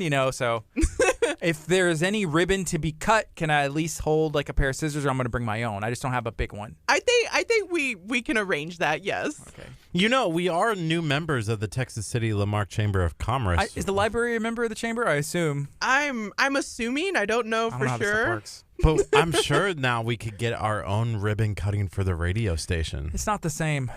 I want to cut someone else's ribbon. That's weird. I want to cut someone else's ribbon. I'm sorry. I want to hold the giant scissors and cut the ribbon. Well, are y'all going to have a ribbon cutting at the cook-off, the taco cook-off? That's a good idea. Hey, it's the inaugural event. It is. Kick it off with a ribbon cutting. Oh, now you got Kurt's 83. You can be dressed up as a 84, taco. 80. Yeah. The little journal started. He's like, tacos? Are you going to cook? We asked Paul. Not Paul. Oh, my gosh. Okay, back down to 72. Luke? Luke. He's going through the apostles. Oh, we were just discussing that yesterday, actually, or the day before, and A library team. it's more than likely gonna happen. Yeah. Is that cheating? Like having you on the team? I've seen like some of the stuff that you throw down in the pictures, and it's like legit. Y'all better be prepared We need you to go onto the Eventbrite page and do it. and do it. And, Okay. and just register. Get it in there. We need to know who's cooking and who's not cooking.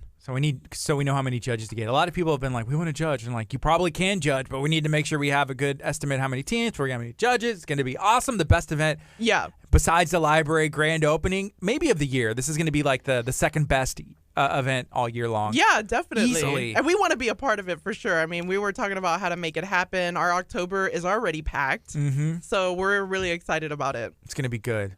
October 12th, if you don't know what we're talking about, the Taco Cook-Off. Yes, it's a taco cook-off. Barbecue style. You can enter. It's a really easy entry fee. You get 4 entries into each of the categories, and you have the opportunity to walk away saying, I make the best tacos ever in the entire world, history of man. And that's something you can walk away with. So it's not a title easily thrown around, and we're excited to be able to like crown and anoint those people. Awesome. Yeah, all categories will have 3 first, second, and third place, and then we'll have an overall. Oh, wow. It's going to be intense. Yes. So Josh Varner, he's at Pierogi Queen. I was just messaging him earlier, and he's also an admin of Taco Taco, like yourself. Yes. He's ready. He's down. He's bringing the heat, and I know he knows what he's talking about. So I'm excited. It's gonna be a lot of fun. Awesome. It's gonna be a lot of fun. But we're talking to Paloma about the More Public Library, a little bit about tacos. There's a newsletter, and you can go pick one of these up if you just walk in to the library. Yes, they're at the circulation desk and at the reference desk and by the public computers.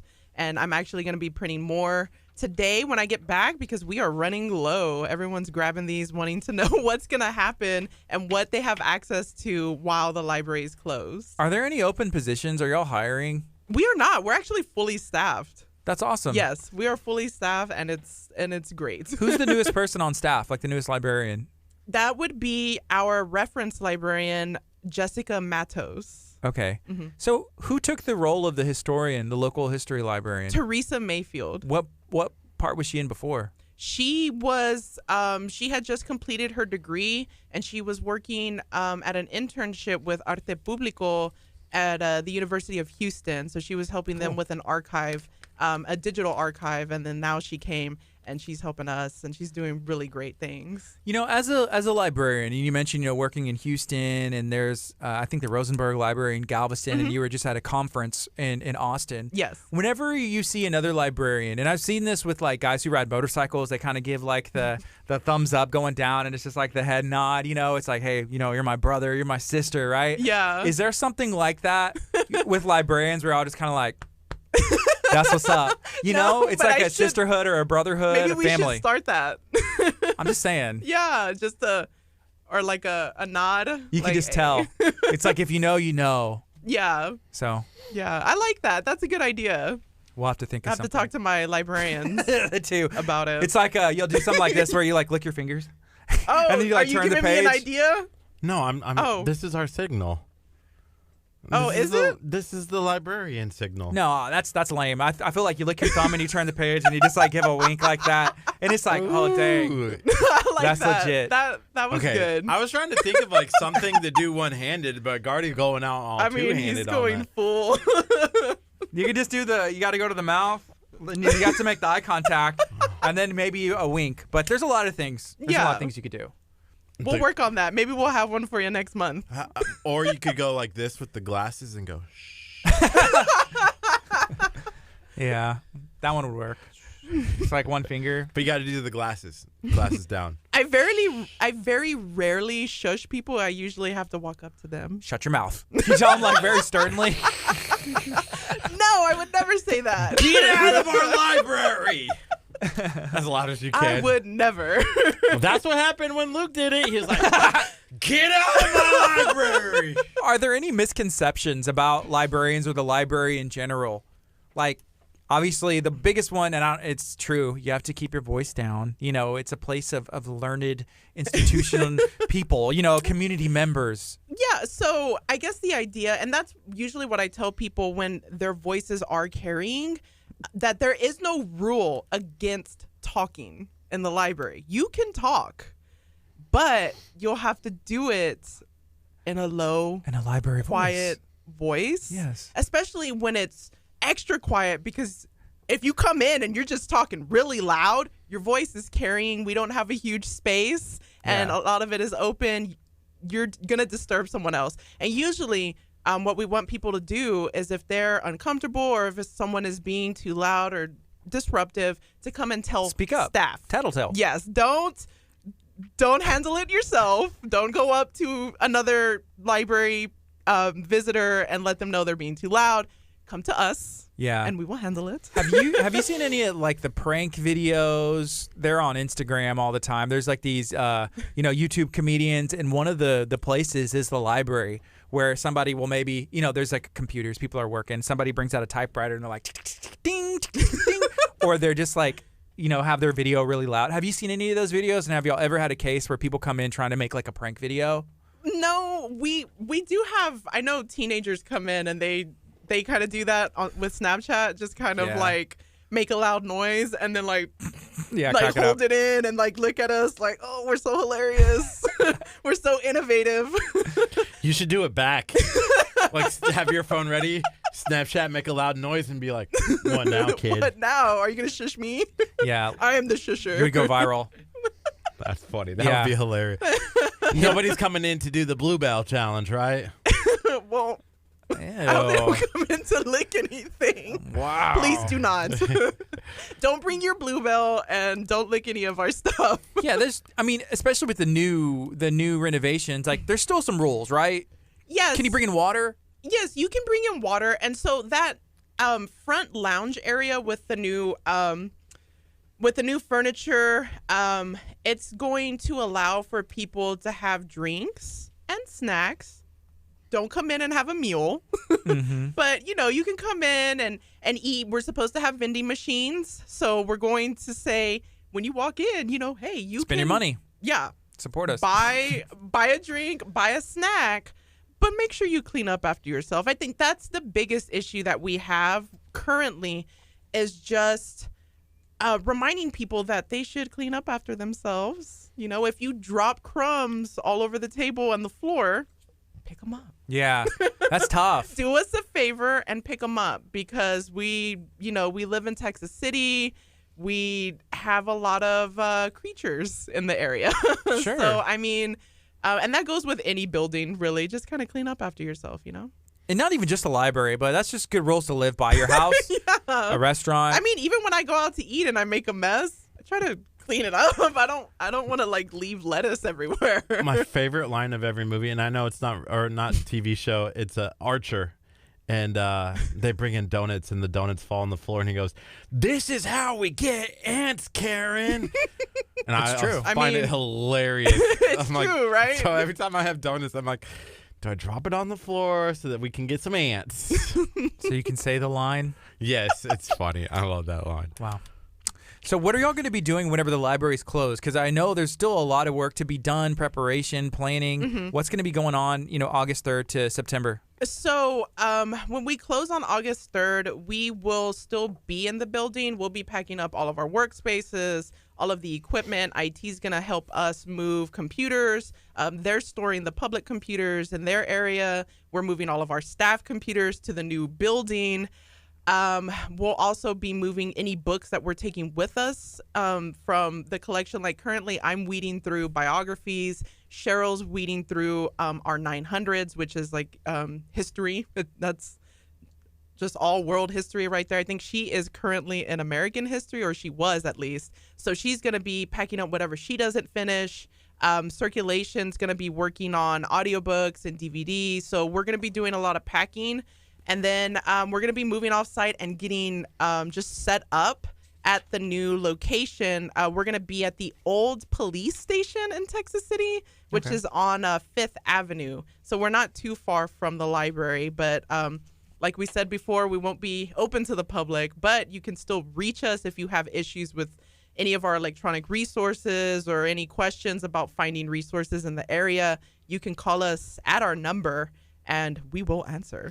I have a question, and maybe they'll have to. It's Cheryl back at the Moore Memorial Public Library. There's been a lot of talk about Area 51 on social media lately. Have you seen any of that? Yeah, I caught up with that on Monday. Are you confirmed to go? Are you I think I'm a maybe. Interested? I Yeah. think I'm a maybe. See what happens. Naola said something because last night we made a post, or you made a post and said somehow Area 51 is to blame for this. Yeah, it was like floating like a funnel of hay in a field in New York somewhere. I'm like, I don't know how it's connected. It has to be. There's some weird stuff. Yeah. She said when old people try to tell millennial jokes. To your post. Anyway. Anyways. Why does Naola think all she does is criticize me? At least that's what he tells me. I loved it. I thought it was hilarious. I think she's not funny at all. And I have a lot more to say if she wants to start talking trash about me. She wasn't talking trash. She was making a joke about a funny one. Area 51. Hilarious. So, I mean, are there books at the Moore Memorial Public Library that we can read to get ready for the invasion? Yes, of course there are. I mean, we've got a whole paranormal section. It's in the 200s. How do you know this? How do you know this like on the top of your head? Not gonna lie, that's one of the most frequently asked for like science sections. fiction? Is that science fiction No, section or like? So that like paranormal is kind of like hauntings or aliens or witches and just kind Like of the interesting strange stuff. Okay. Yeah, the Stranger Things. Yeah, interesting. So Yeah. it's even funny. So like this invasion, it's a joke, right? It's a major joke. Nobody's actually gonna invade I hope Area 51. people know it's a joke. But I saw a news article about I worry it. about people. Like the news was on it. They're like, people are planning to storm, and like took it all like seriously. And so that's also where the joke, like when old people don't get millennial humor. Are you bringing up your girlfriend talking trash about me again? No! Like, how many times are you going to bring this up? No, Like not he bringing- looked directly I know. at I you did when he not said look that. this way. Old people, Gardy. I'm old too. I'm 30 and my back is out. So I'll take credit. Don't try for and being save her now. I don't understand why people. Would you go to Disneyland and throw your back out? I wasn't even at the Disneyland yet. I was picking up a cushion. But he full of was in tacos. Florida at least, I guess. Full of tacos. Yeah. Okay, so right now it's 10:34. This is KHEA Radio, 99.5 FM. This is Kickstart. We're going to be on till 11 talking to Paloma Lenz with the Moore Memorial Public Library. There's a lot going on. They are currently getting ready to be moving. There's a renovation. And I have a question about the renovation because in my head, y'all are tearing the building all the way down to zero. There's like nothing. It's going to be stubble, maybe even an explosion. There better not be. Are any y'all explosions. doing that, or is it just like, hey, is the building staying there and everything on the inside is like reconstructed? Everything on the inside. It's a renovation of the library's So no interior. demo, no demolition. Okay. No, there will be no demolition. There better not be. See, that's where I think I was lost when I was talking about the parking lot. I was like, if y'all are tearing this building, I could see like a wrecking ball coming or like I guess control. I was kind of confused by that too. But Yeah, I don't No. know. Like, they better not Hard hats only. knock down our building. oh well, with construction, I feel like it's a hard hat zone, anyways. Yeah, well, that's why they want staff out of there because they have to move all of the shelving units. I mean, they're going to be tearing up the floors. They're adding new restrooms. So there will be demos of walls inside, but Okay. none of the exterior facing walls. I actually would like to see all the librarians just with hard hats, and that would be a good. Maybe we'll take a. Yeah, you could take a photo, but that would be like even the front of this magazine, or y'all make a social media post like, just a reminder, we're closing August 3rd at 4 p.m. And if you want to come in, and everybody like has their hard hats on, and y'all have like, you know, like a hammer, and someone has a screwdriver, and y'all are just hanging out. We'll have to talk to the buildings department and see if we can get some of their hard hats. Best ready to go. Yeah. They asked us if we wanted to do the construction work, and we said we're only into roofing at this point. Well, Oh, we, that's what I heard. we wanted to bid on it. We wanted to bid on it, but you know, we couldn't come to an agreement. Okay. Yeah, the well, bid was too low. That's what they said. We said we'd do it for like $50, They're like, and they said with that price. doesn't sound legit, you guys. Dang. And yeah, it was like an international account. It's a bunch of weird stuff. So we're like, we couldn't come to an agreement. So On to the next one, right? Just On to the next thank roof. you next. when was the last renovation, or is this like the original building? So we can so plan I for our think next the one. last renovation was in the early 80s. Okay, So, so a lot's happened since then. practically brand new. Yeah. Yeah, it's time, right? Yeah, it's time. People weren't coming in with laptops and trying to plug in. They weren't really using the internet, the computer, but they had the card catalog. I mean, Yeah. a lot's changed since then. I miss the card catalog. Is it still there, or is it all digital? It's all online. We have a online public access catalog. So, but what would happen if like the internet went down, or I saw the other day in New York the electricity went out, and what would we do like if something happened to the internet? Was something happened to the internet at the library? Well, Yeah, I like- mean, we like- have been without internet at the library before. Then how can you find books? You just have to remember where they are, like the 200s. Go look over there. I'm trying to find out I Area mean, 51. so we have basically that would be the that would be it. I mean, because the idea is that the internet's going to come back up. It's going to be fixed. It's something that the city makes sure it's something that we can fix. We don't know what's quickly. happening in September. I'm just saying, throwing it out there. I mean, the one thing that I thought was intriguing to kind of piggyback off of this conversation is I was around, someone who was, of like the teenage age, and Your this is a- girlfriend? No. Oh, okay. Wow. She and it was while we were on vacation, and I was just talking about like, man, they're always constantly on their phone. They are. And that generation Just saying. has never experienced that before, like a time when there wasn't social media, a time when there wasn't technology, and that generation's kind of that first one, because for us, we grew up in a time period when social media didn't exist. So we know like how to go and have like time at a friend's house. And then also another thing that we've kind of discussed at the library is just that we experienced Windows 95, dial-up internet, where things didn't happen instantaneously when you kind of had to troubleshoot. You had to like problem solve your computer yourself.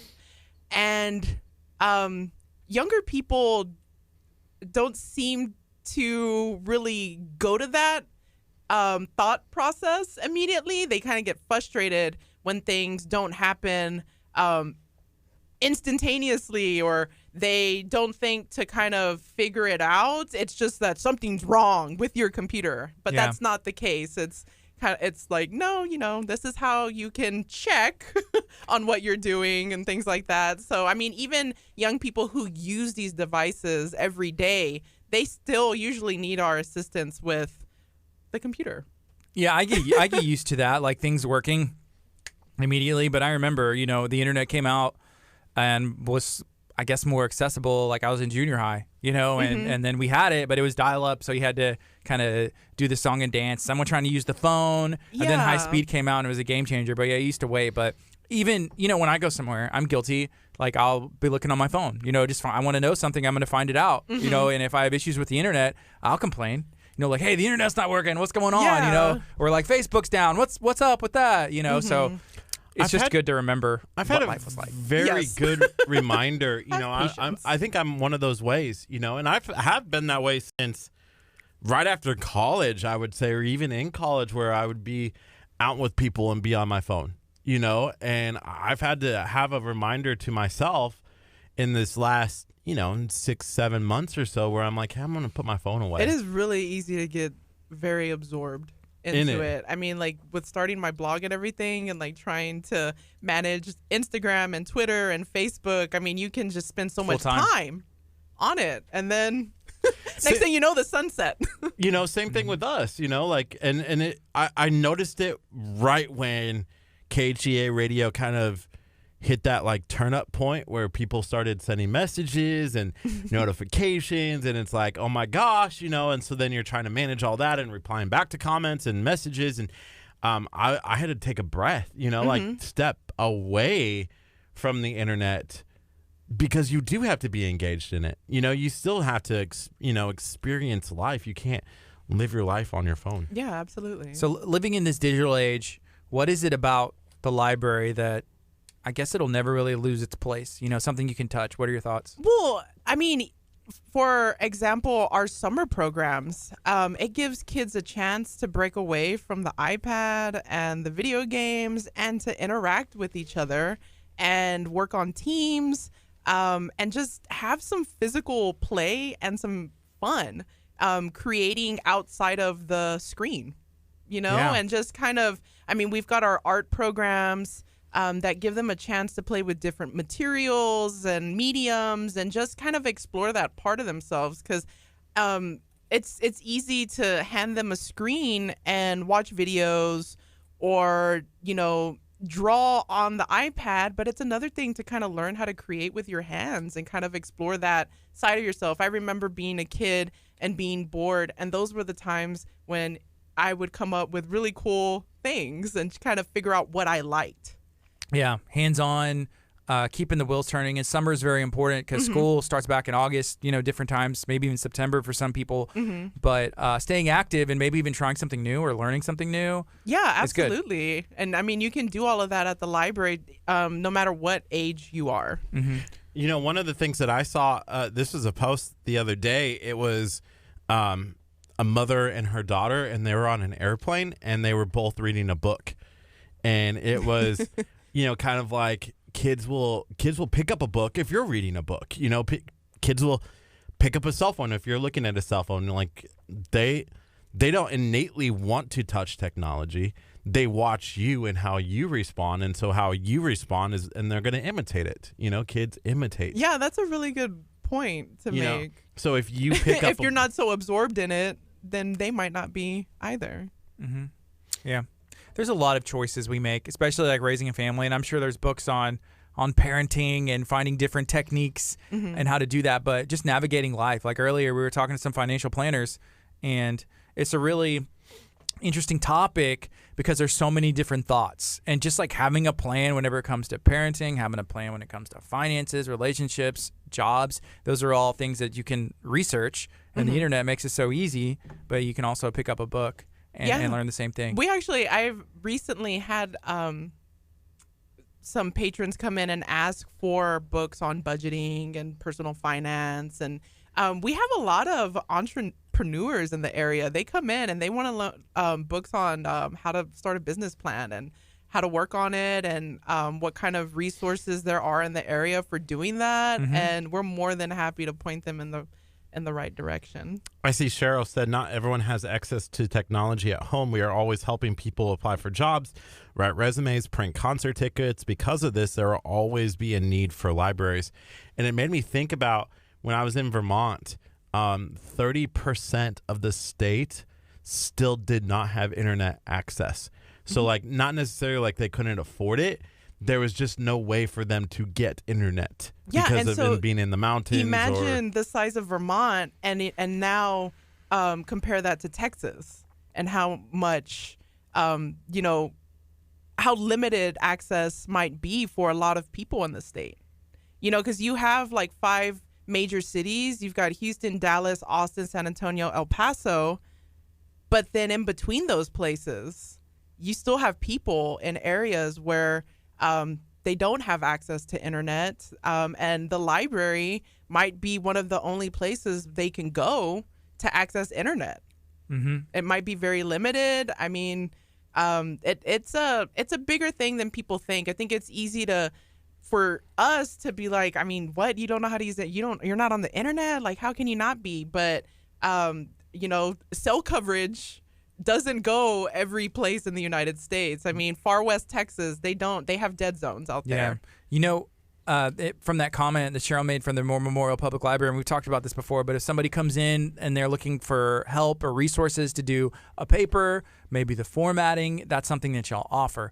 Have y'all seen that teachers take into account kids having access to internet or computers or devices whenever they give these assignments, or is it all over? Well, see, I don't think it's just the teachers themselves that have to take it into account. It's also those that design the curriculums for the state and stuff like that. Yes, you do want students to be able to use the internet, to be able to use these research databases, not just Google everything, learn how to actually do research, but then you also have to take into account your communities that you're located in and what sort of access they have. We get a lot of kids throughout the year in our late evenings come in with their parents, and they're printing out images for their research projects. They're not using you remember those slim nonfiction books on like famous people that we used to use? They're not using those anymore. They're going online and wanting to know how to find this information.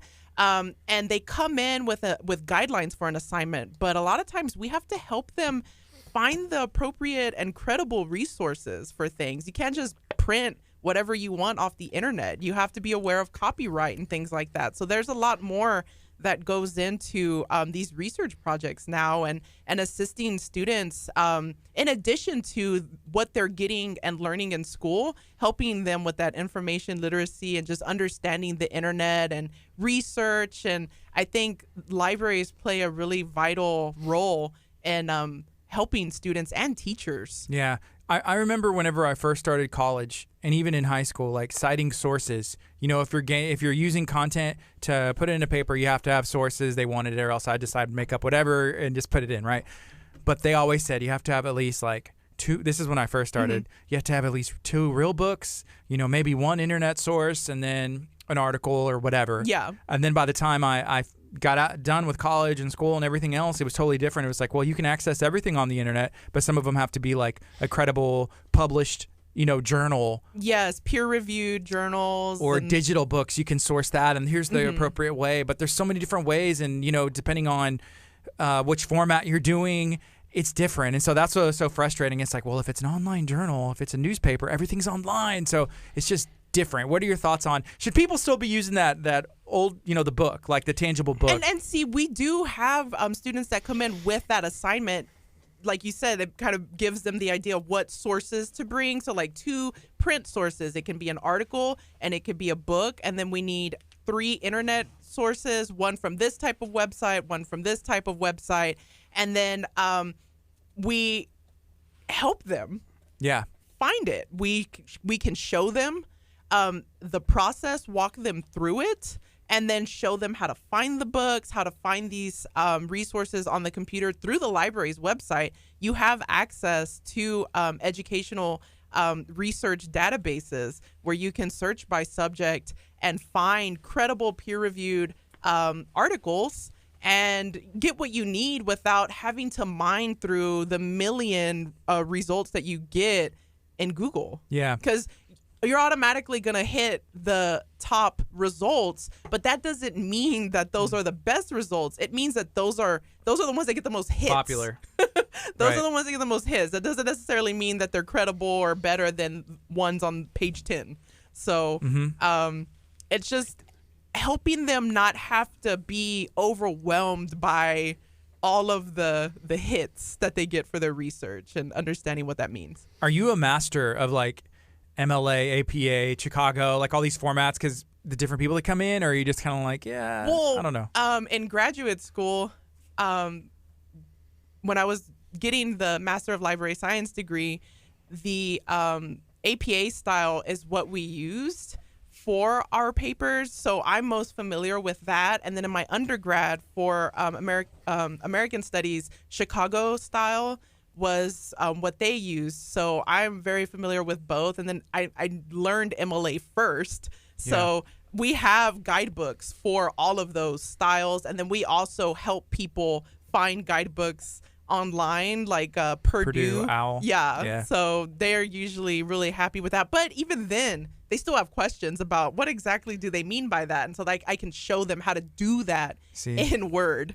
Yeah, because I would look at like Purdue OWL and I'm like, I'm reading it. It's telling me exactly what to put where, but I don't know. It's confusing. It's different. Like I'm trying to find it in my book and having that reference person to lean on and be like, thank you. Because you don't even think to look at the title page, verso, the copyright statement. You don't think of these things in the physical book that you have, or what's the difference between the copyright date and the publication date and publisher and distributors and things like that. Yeah, so kind of help people out with that.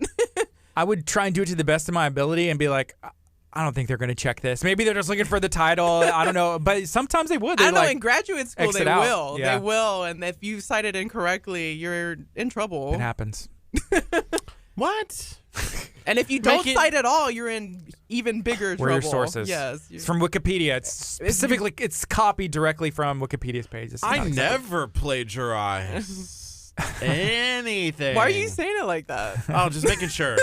He still said it. Yeah. I think you used the wrong emphasis. There may be a book for that. Like an audio book at least. Like never. Yeah. No, I did really good. One of the things that I learned as a kid in school was, source, then explain the source. Source, explain the source. And it made writing papers really easy. Like explaining like an annotated bibliography? No, like you state your source and then you talk about the source. Yeah. It was easy for me to be like, let's say, for instance, some statistic. Who are you talking to? Like in the paper talk about it? Or what do you mean? Yeah, in the paper. Like when you're writing it, like here's the source. Then write about what the source was saying in your own words. Interesting. Made it easy, So not an annotated bibliography, but like that's an what in-text a paper. citation? No, like a paper. Like if I'm writing a paper. Oh. Yeah. Did you get like graded well? Oh yeah, I was a good student. It's like this paper is on something totally different. Why are you giving a description of what the book's Why about? is he writing just about the sources? I had a 3.3 when I graduated college. My major was 3.6. So in my major, I did really well, but it was those stinking music classes at the beginning of my college career that really hurt. When you were just like, music class, I'm gonna College, sign up baby. for it. Or like I remember. No, I went as a music major. Harvard of the Midwest. Oh, okay. And I failed ear training. And I was like, nah, maybe not music if I can't tell if that's an F or versus a G or a Z. Okay. I don't even know anymore. Who am I? Why am I here? That's a Z note. They're like, there's no Z, Curt. And I'm like, I guess I don't know. It's in the alphabet. Well, now there is. He's writing annotated, like his bibliography, and he's talking about, I don't know, ear training, and like, this is a Z note. This is why there is a Z note. And then I had told them, which was the truth, I had 12 years of piano playing experience, right? And they're like, oh, cool. So then you can be an accompanist for these, like, singers. And I was like, nope. They're like, you can't play that. I'm like, I don't even know where to begin to play that. So it did not work. So you had to switch majors. I did to broadcasting. Hey. Fun. See? And tacos. And now you're here. Mm-hmm. He's here now. It's 10:54. This is KHEA Radio, 99.5 FM. This is Kickstart. We got Paloma in studio. Excited that you were able to make it here today. And you're still coming in whenever the library's closed, right? Yes. Maybe even more. Yeah. Every day. We're definitely coming in once a month. Maybe I'll bring another staff member with me and kind of give them a shot to talk to you guys, and maybe a little bit about what they do and what we're doing, just depending on the projects that we get started. The next time they'll be in is August 21st. August 21st. All right. You brought a person one time. It was the young adult librarian, I believe. What's her name? Yes, Megan. Megan. Did she have fun? Did she ever say anything about it? Yeah, Be like, I'm she not had doing fun. that. Never again. She thought it was awesome and just kind of thinking on the fly, and she liked it. Cool. And then the next time is September 18th. Probably Luke will be here. Luke hopefully will be here, and then the next day we're going to be in New Mexico, so it'll be fun. Roswell. Area 51. Let's go. We'll see what we're happens. We're going to do our show live from there. We're going to be the only news organization you guys. there. Here's the thing. We want to catch the the fun. The Texas City Library is opening probably like on the same day as the people going into there. I don't know, so we'll see what happens. Is there any correlation? I think so. Don't get the library confused with Area 51, please. We're storming the library like, let's go. Open it back up already. Hurry up. Let's do this. Why is it taking so long? I thought the building was being torn down. They have internet. What are they even doing in there? They have internet at Area 51, right? I'm sure. It's probably Your secure. Wi-Fi is not working. Oh my gosh, that would be. I just came up with the best meme. Millennial is at Area 51. Where's my Wi-Fi? What's the Wi-Fi password? Oh my gosh, let's make this meme. I'm trying to live stream this. Well, we got like 3 minutes left of this show. Thank you for tuning in, everybody. Hey, we appreciate you. Feel free to share this video out. Let us know what you have going on today. It's Wednesday. Trying to spread some positivity. We have a fun day because we got church tonight, and we had our calendar cleared. Steve Hage is going to be preaching tonight at Abundant Life Christian Center, 7 o'clock. There's also going to be food and bounce houses, so come and check it out. 601 Delaney Road in Lamarck, Texas. Paloma, is there anything else you'd like to share about the library? There's so much I want to share. I just want to make sure that people know that we'll be closing August 3rd at 4 p.m. All checked out items are due back to the library on that date. Do come by and see us. We're open for 2.5 more weeks. We're more than happy to answer your questions. You can also reach us. After we close, you can still give us a call at 409-643-5977. And you can reach us on Facebook at More Public Library. Follow us on Instagram, MMPLTXC. And visit our webpage for updates and photos of the renovation. And just keep in touch with us. We're going to miss you guys. So we hope y'all miss us too. Yeah, coming back better than ever, though. Absolutely. You're going to love the new library. We promise. So what do we got going on tomorrow, Kurt? Tomorrow, oh, I know. Very busy day. We got the Teen Biz Camp with Councilman Chris Lane, and then we have the Galveston Market with another council member as well. So it's going to be a really, really fun day. And then we have a lunch at Pierogi Queen, I believe, and then we're shooting another video for our good friend Anthony Macaluso. So it'll be fun. Find a way to do a Shine On video, too. And we're shooting a Shine On Lamarck. Apparently so. I was trying not to work that evening, but it looks like we're going to be working that evening, which is fun because we love what we do.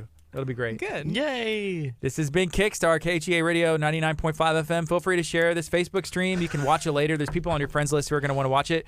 We're pumped, and hopefully we have a blessed day as well.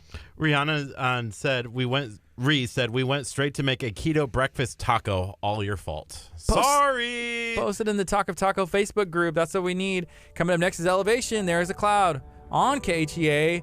Y'all have a blessed day. Do something good today. Spread some positivity. Go download the KHEA radio app. Bye, guys.